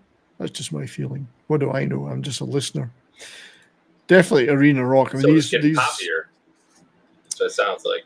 So Oakley, have we done one of these shows on Rainbow yet? Not specifically. So if you look back on the channel to the live shows I've done one that was about Dio, Rainbow, and Deep Purple, which was with Willie Fife and Colin Hart, road managers for those bands. And then a couple of weeks ago, we had Graham Bonnet of Rainbow on as a guest. So we really only talked about Down to Earth from the Rainbow era. There will be a Rainbow show at some point because I do love the first three Rainbow albums with Ronnie James Dio very much. So that will happen at some point, and I do love Rainbow. I'm not such a big fan of the post Graham Bonnet era, the Joe Lynn Turner stuff, a bit too poppy for me. So, and here's me, I love pop music, but that just kind of went, well, we've had some great stuff there from Rainbow. Now we're getting something that's just too smooth. The other hit on here, that was Yesterday. I actually enjoy that track more. It was a minor hit single compared to Love. I want to know what Love is. I actually like it. It's not a rock track, but I think it's got a more heartfelt vocal. Vocally, I find it more interesting, and it's got a very downbeat kind of minor key feeling going on in it. So it's more emotional. Let's put it that way. What do you think the pink represents in that cover graphic? It represents what? I don't know. What do you think? I think it represents the fact they think the color pink looked really good on blue. And maybe pink on blue is good. Yeah. Electric blue, electric what pink. What do you think it means? But that was Yesterday is one of my favorite tracks, in fact. That's one of the tracks. I mean, I don't often listen to this album start to finish like I do the others. But when I dip into it, I usually dip into this track first. I just find it quite... I don't know about... I mean, it's hard for me to compare, but if you listen to some of Pink Floyd's material and some of the more emotional stuff, and it's commercial but emotional, I find this is the same feeling for me. I'm not comparing it musically, but it provides that same feeling. I feel like a song like Time, for instance. And Mick Jones did work with Dave Gilmour at various times. So the Johnny Halliday thing provided when Halliday wanted to do some albums in the 90s, Mick Jones got involved again, and he brought on Dave Gilmour, Jimmy Page, guys like that to play on those albums. So because he knew them all growing up, the Page, Beck, Clapton, Blackmore, and Mick Jones were all the same age and all moved in the same areas in London in the early 60s. So they all knew each other quite well. So there was the 5 first albums. There have been other ones. Like Say You Will came off one of the later ones. That was a bit of a hit. Great band live. I would recommend, although it only has material from the first 2 albums, I would recommend finding this DVD and Blu-ray and album, Foreigner Live at the Rainbow. You can see a lot of the clips on YouTube of it. In 78, it is brilliant, hard rocking, plays all the hits from the first 2 albums, maybe the third album, no, just the first 2. I think you'd enjoy it. So if you've never seen that one, check that out. It's the original band in their prime. But they did do a lot of other stuff. And live, I've always felt them to be an excellent band live. I do have some posters that I found were quite interesting that I'd like to share, because I do love looking at the posters, if the chat are okay with that. Hey, Dustin, good to see you, buddy. Reaction to... Oh, sorry. I was going to say Foreigner's one of those bands, if they're near me, I go see them. Me too. Even to this day, I've seen the new lineup multiple times. They deliver those songs so well that I can't help but like them. There are purists who would say, well, it's not the same band except Mick Jones, but I love those songs so much. And I do like Kelly Hansen as a singer. I do like Jeff Pilson. I think those guys deliver a great show. Oh yeah. And why not, sell it? If you're going to go and see a band that say, and I'm not calling them a cover band because I respect those musicians that are in that band. If you're going to see a band like that kind of covers stuff that they weren't on, that's a band you would want to see because they're so good. But there's a great Was this poster designed by Terry Gilliam? It does look a bit Gilliam, doesn't it?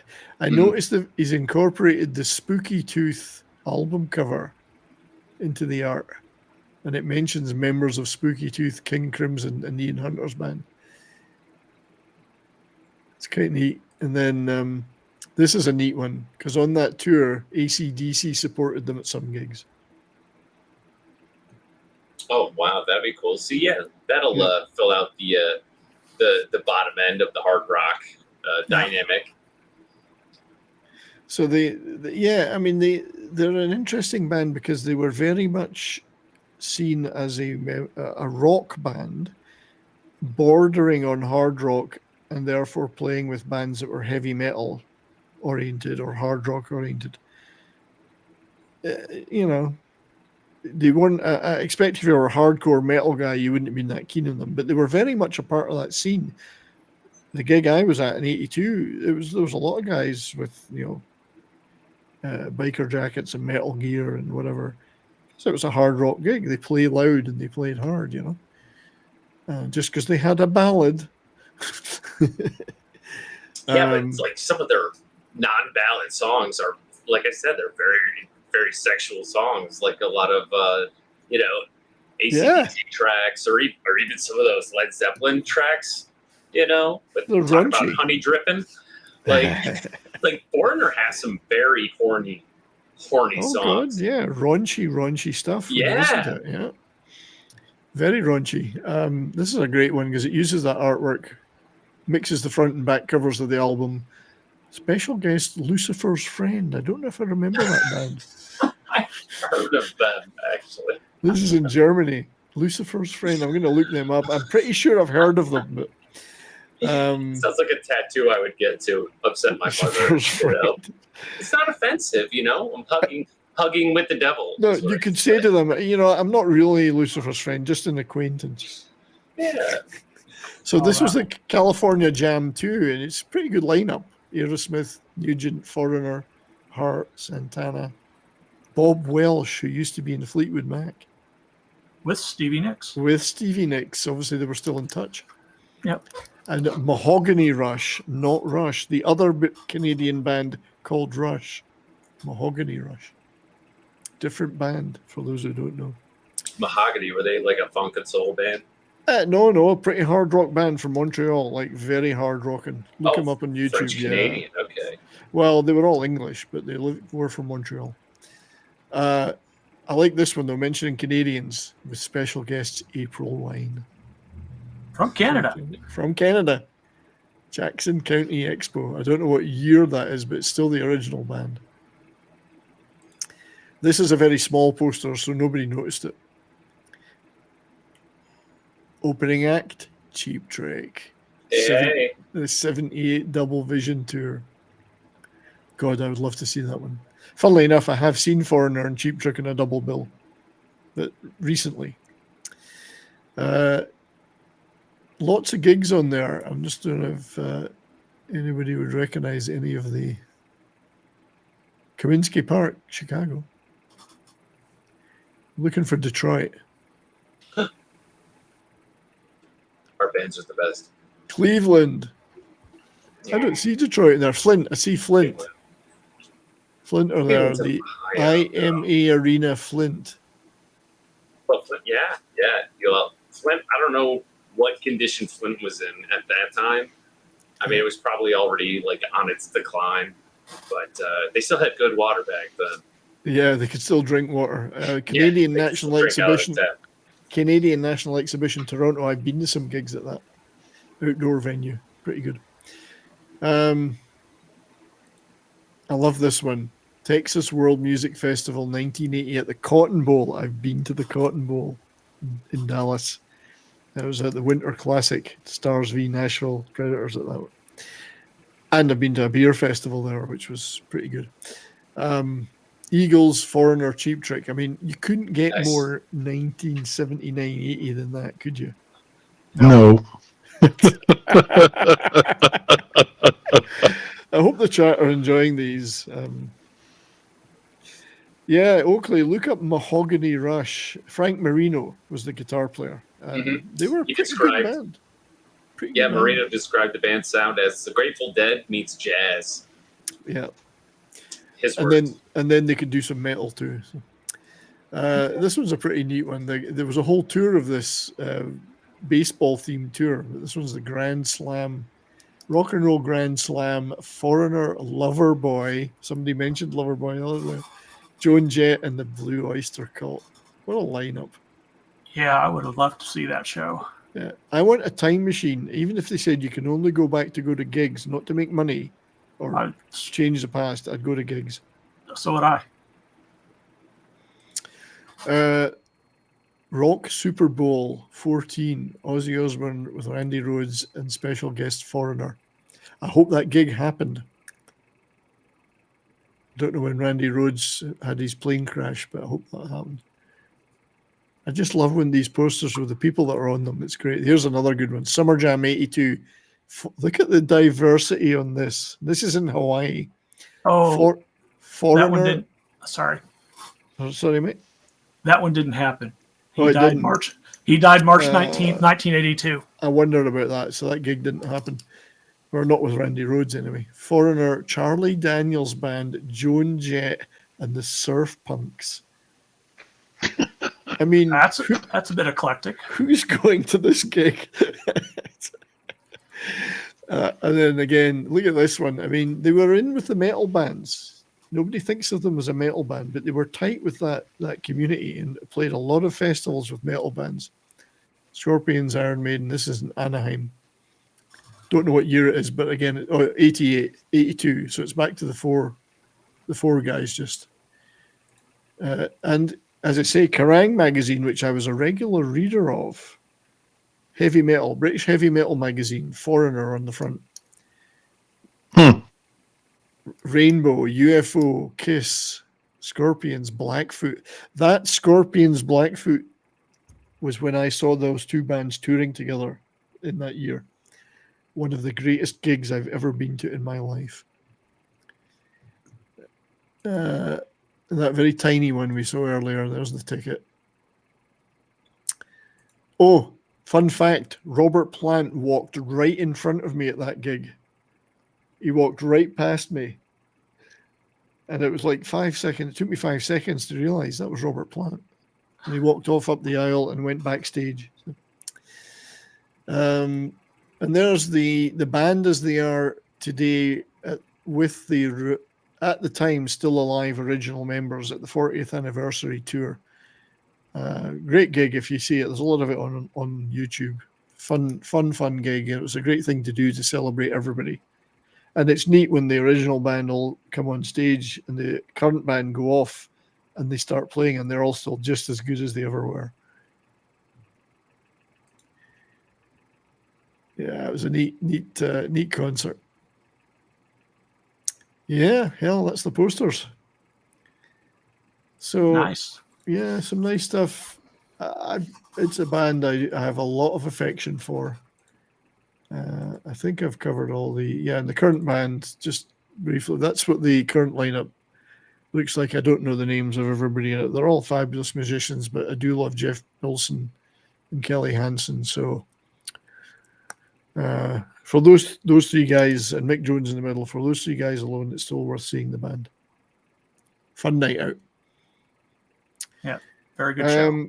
Yeah, good show. So with your indulgence, everybody, I hope everyone's enjoyed this show so far. And they're still not in the Rock and Roll Hall of Fame. They bloody should be, though. Yeah. They let Dolly Parton into the Rock and Roll Hall of Fame. They can damn well put Foreigner in there. Yeah. I hope you're all having fun in the chat. I see a lot of great chatting going on. I'm sorry I can't respond to all of them because I'm busy thinking about what we're going to show. I do want you to indulge me, though, when I show a piece of memorabilia that I have. Through the miracles of modern technology, I'm going to try and do this on the stream. as the actress said to the bishop, "You need hands." So I got this book. It's A double edition. It's the Mick Jones. It's called A Foreigner's Tale. You should hold it that way because I've turned the camera upside down. Foreigner's Tale by Mick Jones. Hard to see, I know. I'm sorry. It's his life story, basically. Fascinating stuff about the early days. Now, it's very political in that he doesn't say anything controversial about acts or go into too much details about the sex and drugs and rock and roll. And you know that in the south of France, when he's talking about the parties with Bardot and that crew, things are happening, but he's very circumspect about it. So it's a beautiful box set. It's got a couple of prints of both the original lineup and the current lineup, which are nice. I'm going to put those away in such a way I don't bend them. But the main attraction is the book itself, A Foreigner's Tale. And there's 500 signed copies. I got number 52. Nice. Yeah, I wish I'd got number 4, but you know, that wasn't to be. It's a lovely book. There's a lot of great photographs in it and a lot of great memories of people he's met through the years and pictures of them. Stuff about his early days, how he got into rock and roll. Seeing Buddy Holly on a British television show just blew him away live on British TV. And that got him into it. So there's and he talks about Cliff Richard and the Shadows, a big influence. Okay. Sorry that I can't really get this camera positioned very well. But he talks about Cliff and the Shads, one of my favourite acts as well, the Shadows. Here he is playing a Framus guitar, which is a cheap type-making guitar, but he played one because Paul McCartney did. So 1960 there.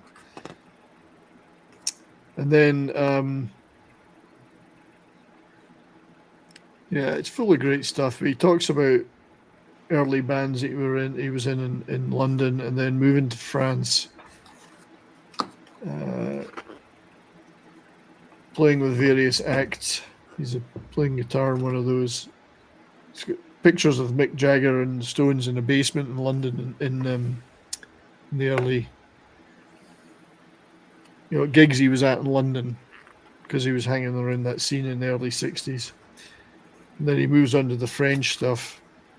Sylvie Vartan, beautiful, beautiful girl, lovely girl, played behind her band. And then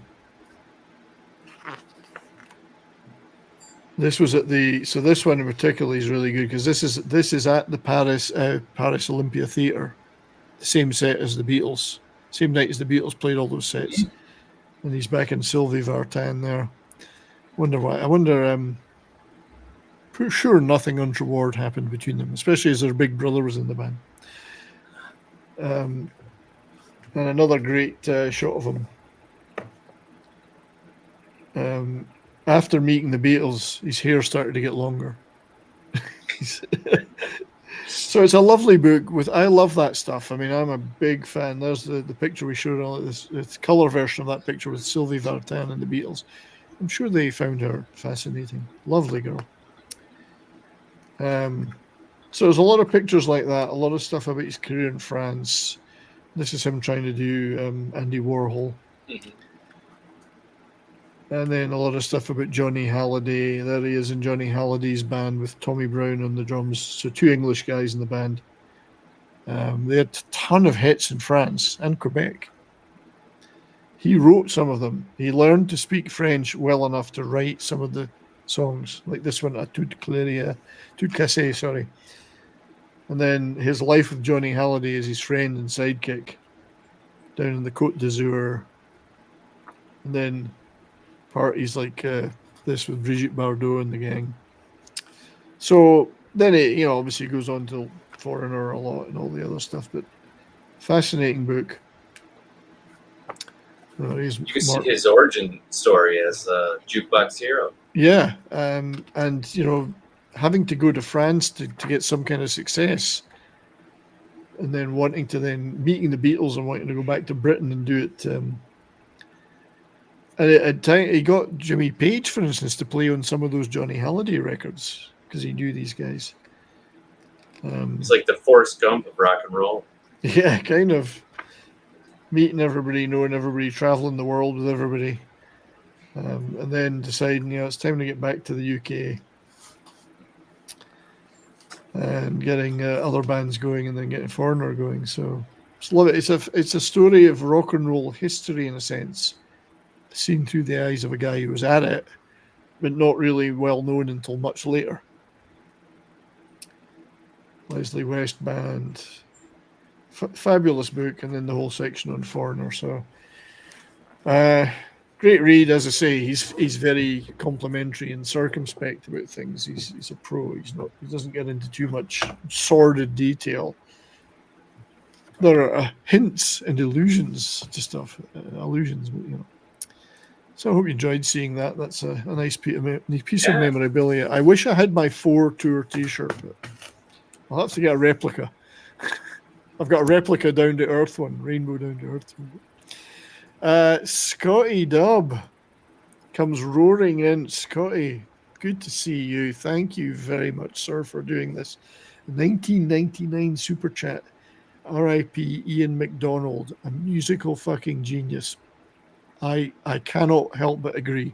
Who possessed one of the greatest resumes in rock and roll, especially progressive and commercial. I loved your retrospective vid about the Move. Why, thank you, my friend. Good, sir, and thanks for this too. Yeah, Move as a band, I believe, needed much more attention. I'll probably do a whole show on them sometime. And then on Move and then Wizard and ELO all came out of the same. But thank you very much, Scotty. Thank you for your support of the channel and for your chat there. Absolutely appreciate it very much. And yeah, Ian McDonald, rest in peace, sir. A true multi-instrumentalist savant, heavily involved in progressive rock in Britain and the world, and one of the great guys of progressive rock. Very much underappreciated now, sadly, but what can we find for our great friend Scotty Dub to play? Let me see. I was going to play the Ruttles, but it doesn't really work for. I haven't got anything that really works for a great guy like Ian McDonald, so I'll play something completely different.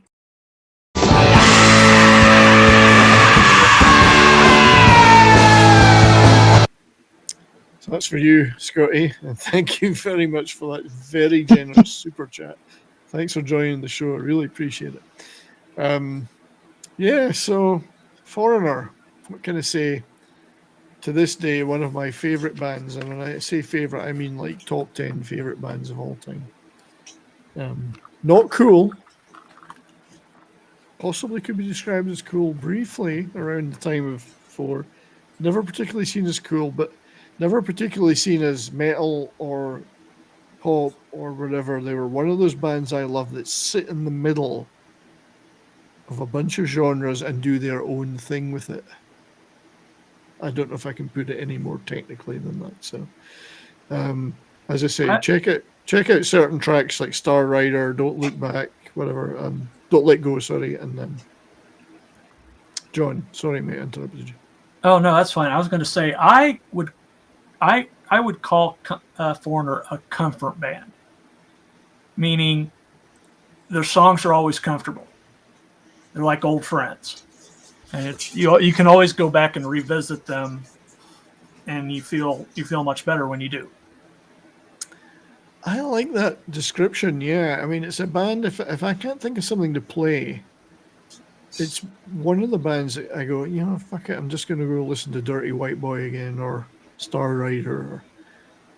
Like I've got playlists on YouTube, private ones I put with music in them, and I've got tons of Foreigner on some of those. Yeah, comfort band. It's a band I can go back to and go, you know what, I love this band and I love hearing this song again. I never get tired of them. I would say because some of the music that I listened to actually around the same time, like Emerson, Lake, and Palmer, is not easy to listen to. It's not something you put on in the background because it's too complicated, and for a lot of people, it's just too plain weird. Foreigner is, you want to put something on that you can tap your foot to, you're going to remember it. It's like you said, it's kind of like an old friend. They're still popular. They should still be popular. And I'd be amazed if I could turn on Sirius XM radio to the 70s channel, or 70s rock channel, or the 80s rock channel, and not hear at least one Foreigner song an That's hour. right. For sure. Yeah.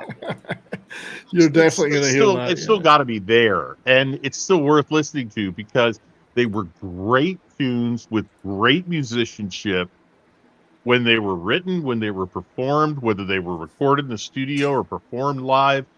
Those guys could play everything they recorded in the studio live.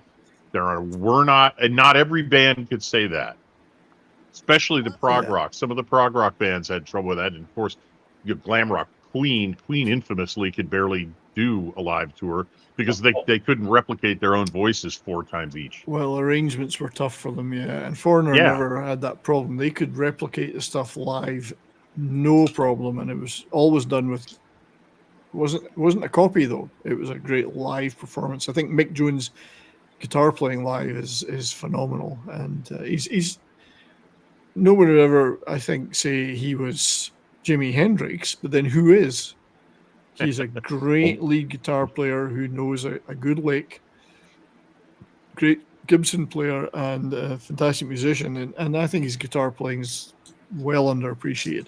I just wanted to say that I've been monitoring Rumble, and the Rumble screen I have up here of the show doesn't show a couple of chats that are on the big screen. So my apologies to whoever was chatting on the Rumble stream. It's not showing up in front of me here. It looks like something like Yatep10. They were chatting over there in Rumble. Sorry about that. I didn't see those because it didn't show it in front of me. It's on the big screen over here. So thank you for watching on Rumble. And thank you for saying it was a great show. I appreciate it. I'm up to 115 subscribers on Rumble now, so starting to get a little bit of traction there, doing some unique stuff on there too when I get the chance. So I thought at first Oakley was saying we're just doing he thought he was talking about us. Blah, blah, blah. No, he's talking about the infamous Alec Lifeson rock and roll acceptance speech, which is the greatest one of all time. Has to be seen to be believed. Well done. Well played, Alex. So I thought he was talking about me at first. But sorry, Oakley. I thought you were having it. Saying we're talking too much. Anyway, Darius, my friend, any final thoughts on Foreigner and what they mean to you? Deep meaning in your life. That's a good question. So, I'm a youngin', I'm a millennial. I came of age during the time of what we now call nu metal, and but I quickly got into heavy metal. But I went on a journey back into classic rock, and Foreigner is a very good linking band for that process. And I had already heard so many of their songs without knowing it was them. I'd heard a couple of their ballads on the Night Station, but I still to this day hear their songs on, I'm sure they still play those two on the Night Station, but I hear them all the time on the classic rock stations. We have 2 of those in Detroit, and they've gotten a little heavier over the last 10, 15 years. So you'll hear Foreigner all the time still. And they were definitely a band that I could listen to and enjoy right from the beginning. I find them to be a very accessible band. At times more so even than the Cars, which were contemporary with them. They're on Rumble. Oh yeah, check them out on Rumble. Oh yeah, free on Rumble. I think the link might be. I'll post another link. I know it's been going occasionally posting that link, but I will find another one. There it is. But yeah, carry on, mate. Yeah, it's interesting to hear your perspective because, as you say, you started out listening to other stuff or growing up in a certain era, and for you, it's more of a going back to find out about bands like that, and as opposed to me growing up immersed in it, and coming to into my teenage years listening to those guys. Because I think they could easily get lost in the noise if you're looking back at them from your perspective, as you say. I think there's enough good songs in there to kind of grab your ear, you know. Mm-hmm. And then finding out, oh wait, that's Foreigner. Oh, that's Foreigner too. Yeah. You know, and they make great karaoke tracks because I did a lot of karaoke in my 20s. Yeah, well, you should do it now. Let's have it. Come on, give us a chorus of a Foreigner song. You could probably do it on Rumble and get away with it. Yeah, we will. Well, Rumble's where I play the music, and we'll probably do a Rumble radio stream this week. We'll play a lot of Foreigner. David Glenn's talking about April Wine. They're not a bad band. I've seen them live once when they were pretending they were a heavy metal band and Rush-like. They were in Britain and they were advertising themselves as like Rush. I don't think they're quite Rush, but they had some good tunes. I saw them in that era. That was like 1980. It's funny because early Rush sounds like Led Zeppelin. It does. Yeah, no worries, Cam.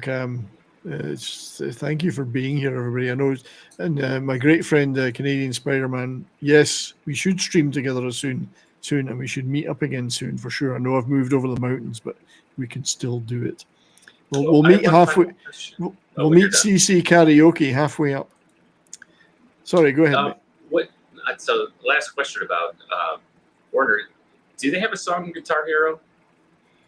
I know I always bring up Guitar Hero just because it had such a big influence on the younger generation and bringing the music into their ears. I don't know. Is anybody that plays Guitar Hero know out in the chat?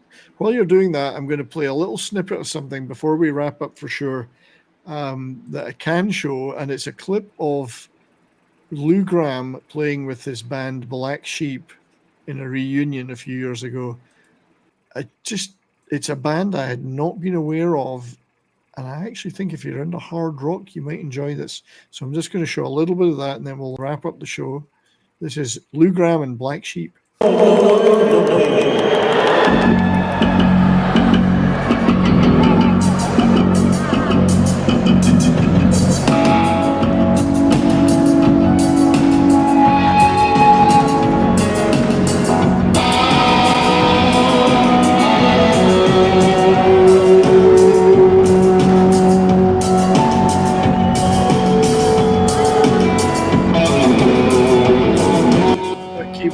Trying to emulate my loop.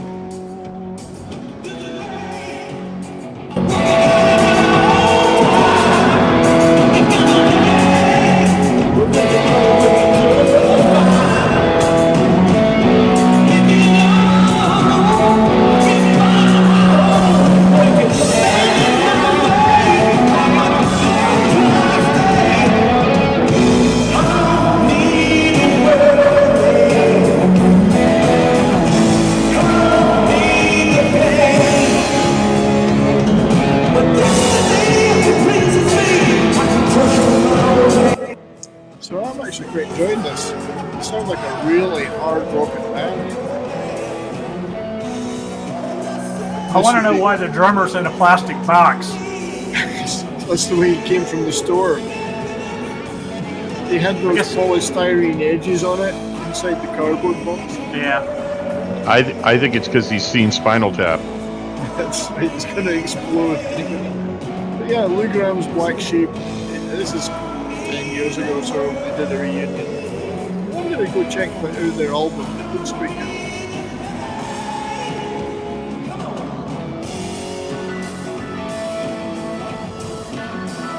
Looks an SG there. Anyway, I will pause that for now, but yeah, a little touch of Lou Gramm from, and he is out touring again. He's doing, as are the current Foreigner lineup, so hoping to catch Lou Gramm at a gig to see him in his band. So that would be neat.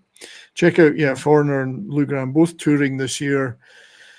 Well, that was fun. Yeah. Guitar Hero. 3 songs by Foreigner were on various Guitar Hero versions. Hot Blooded feels like the first time in Jukebox Hero. I think I remember Jukebox Hero. Nice. That one, because that one sticks in my memory. But no, that's very much like a band that they would want to include.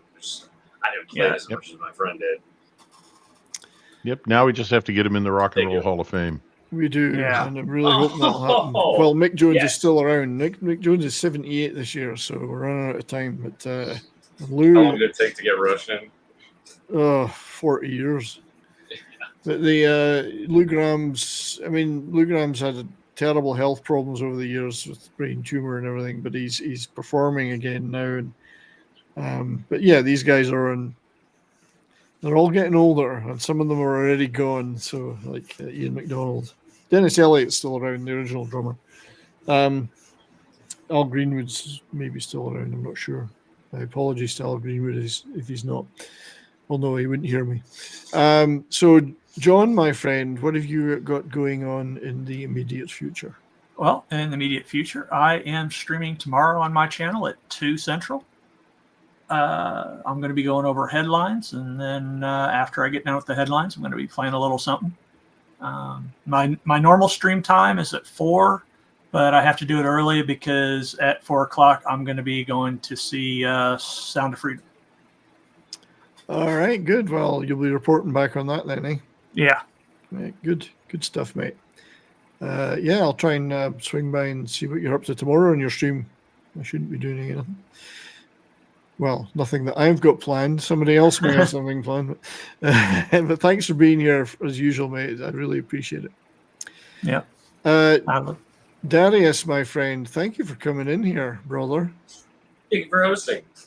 Yeah, I appreciate it. I always appreciate your presence. I feel better when you're here. Yeah, well, I always try to make it when I can when my house isn't torn apart, with the carpet ripped out, and when my computer is actually put back together. I don't have to bust up my sidewalk with a sledgehammer. Yeah. I or do hope have surgery. I do hope you made the carpet match the drapes when you put the new carpet in. We don't have any drapes. Well, thanks for being here, brother. And also, it's great to have back on the show my friend, and still the only one of these three guys I've met in person, just another red shirt. Oh, it's been a pleasure, and I thank you as always for the invite. I don't.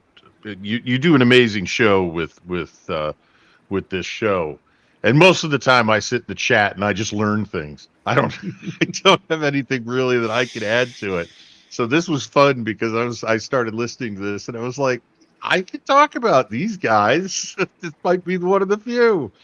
But yeah, it's been a blast. It really has, and this brought back so many good memories for me. Good.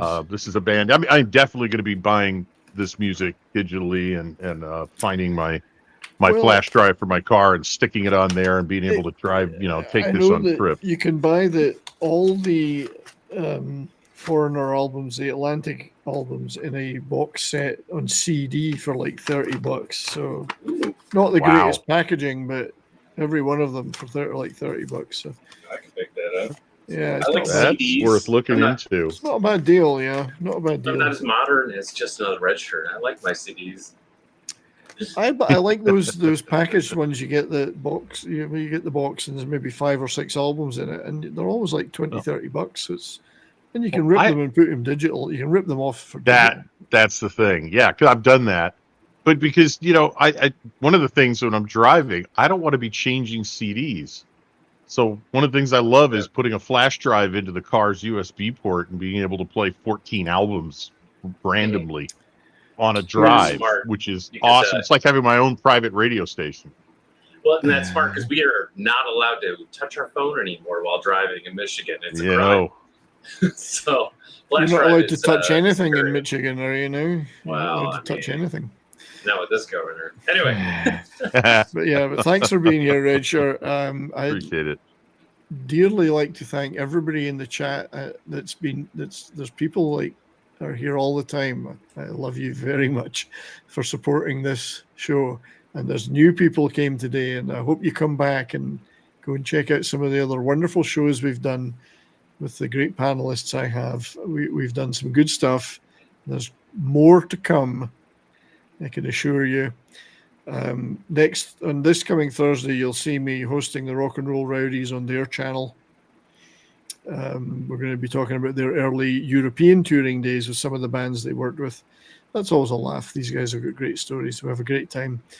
And there'll be other stuff. We'll be on Toxic Tuesday and Nick Visor's channel tomorrow night, Midnight's Edge After Dark, Culture After Dark, and I'm always working on videos. I never quite get them up there in time, but I'm working on them. Working on some new stuff about Korean movies that I've been watching. So there was something else, but you know what? After 2 hours, my mind is fried. So thanks again to the chat. Thanks to those who super chatted. Leave a like, subscribe if you haven't. All helps the algorithm. Leave a few comments. Hope you all have a wonderful evening and a great rest of the week, and I will see you all again very soon. So keep on rocking and keep that blood hot. Be hot-blooded. Check it and see.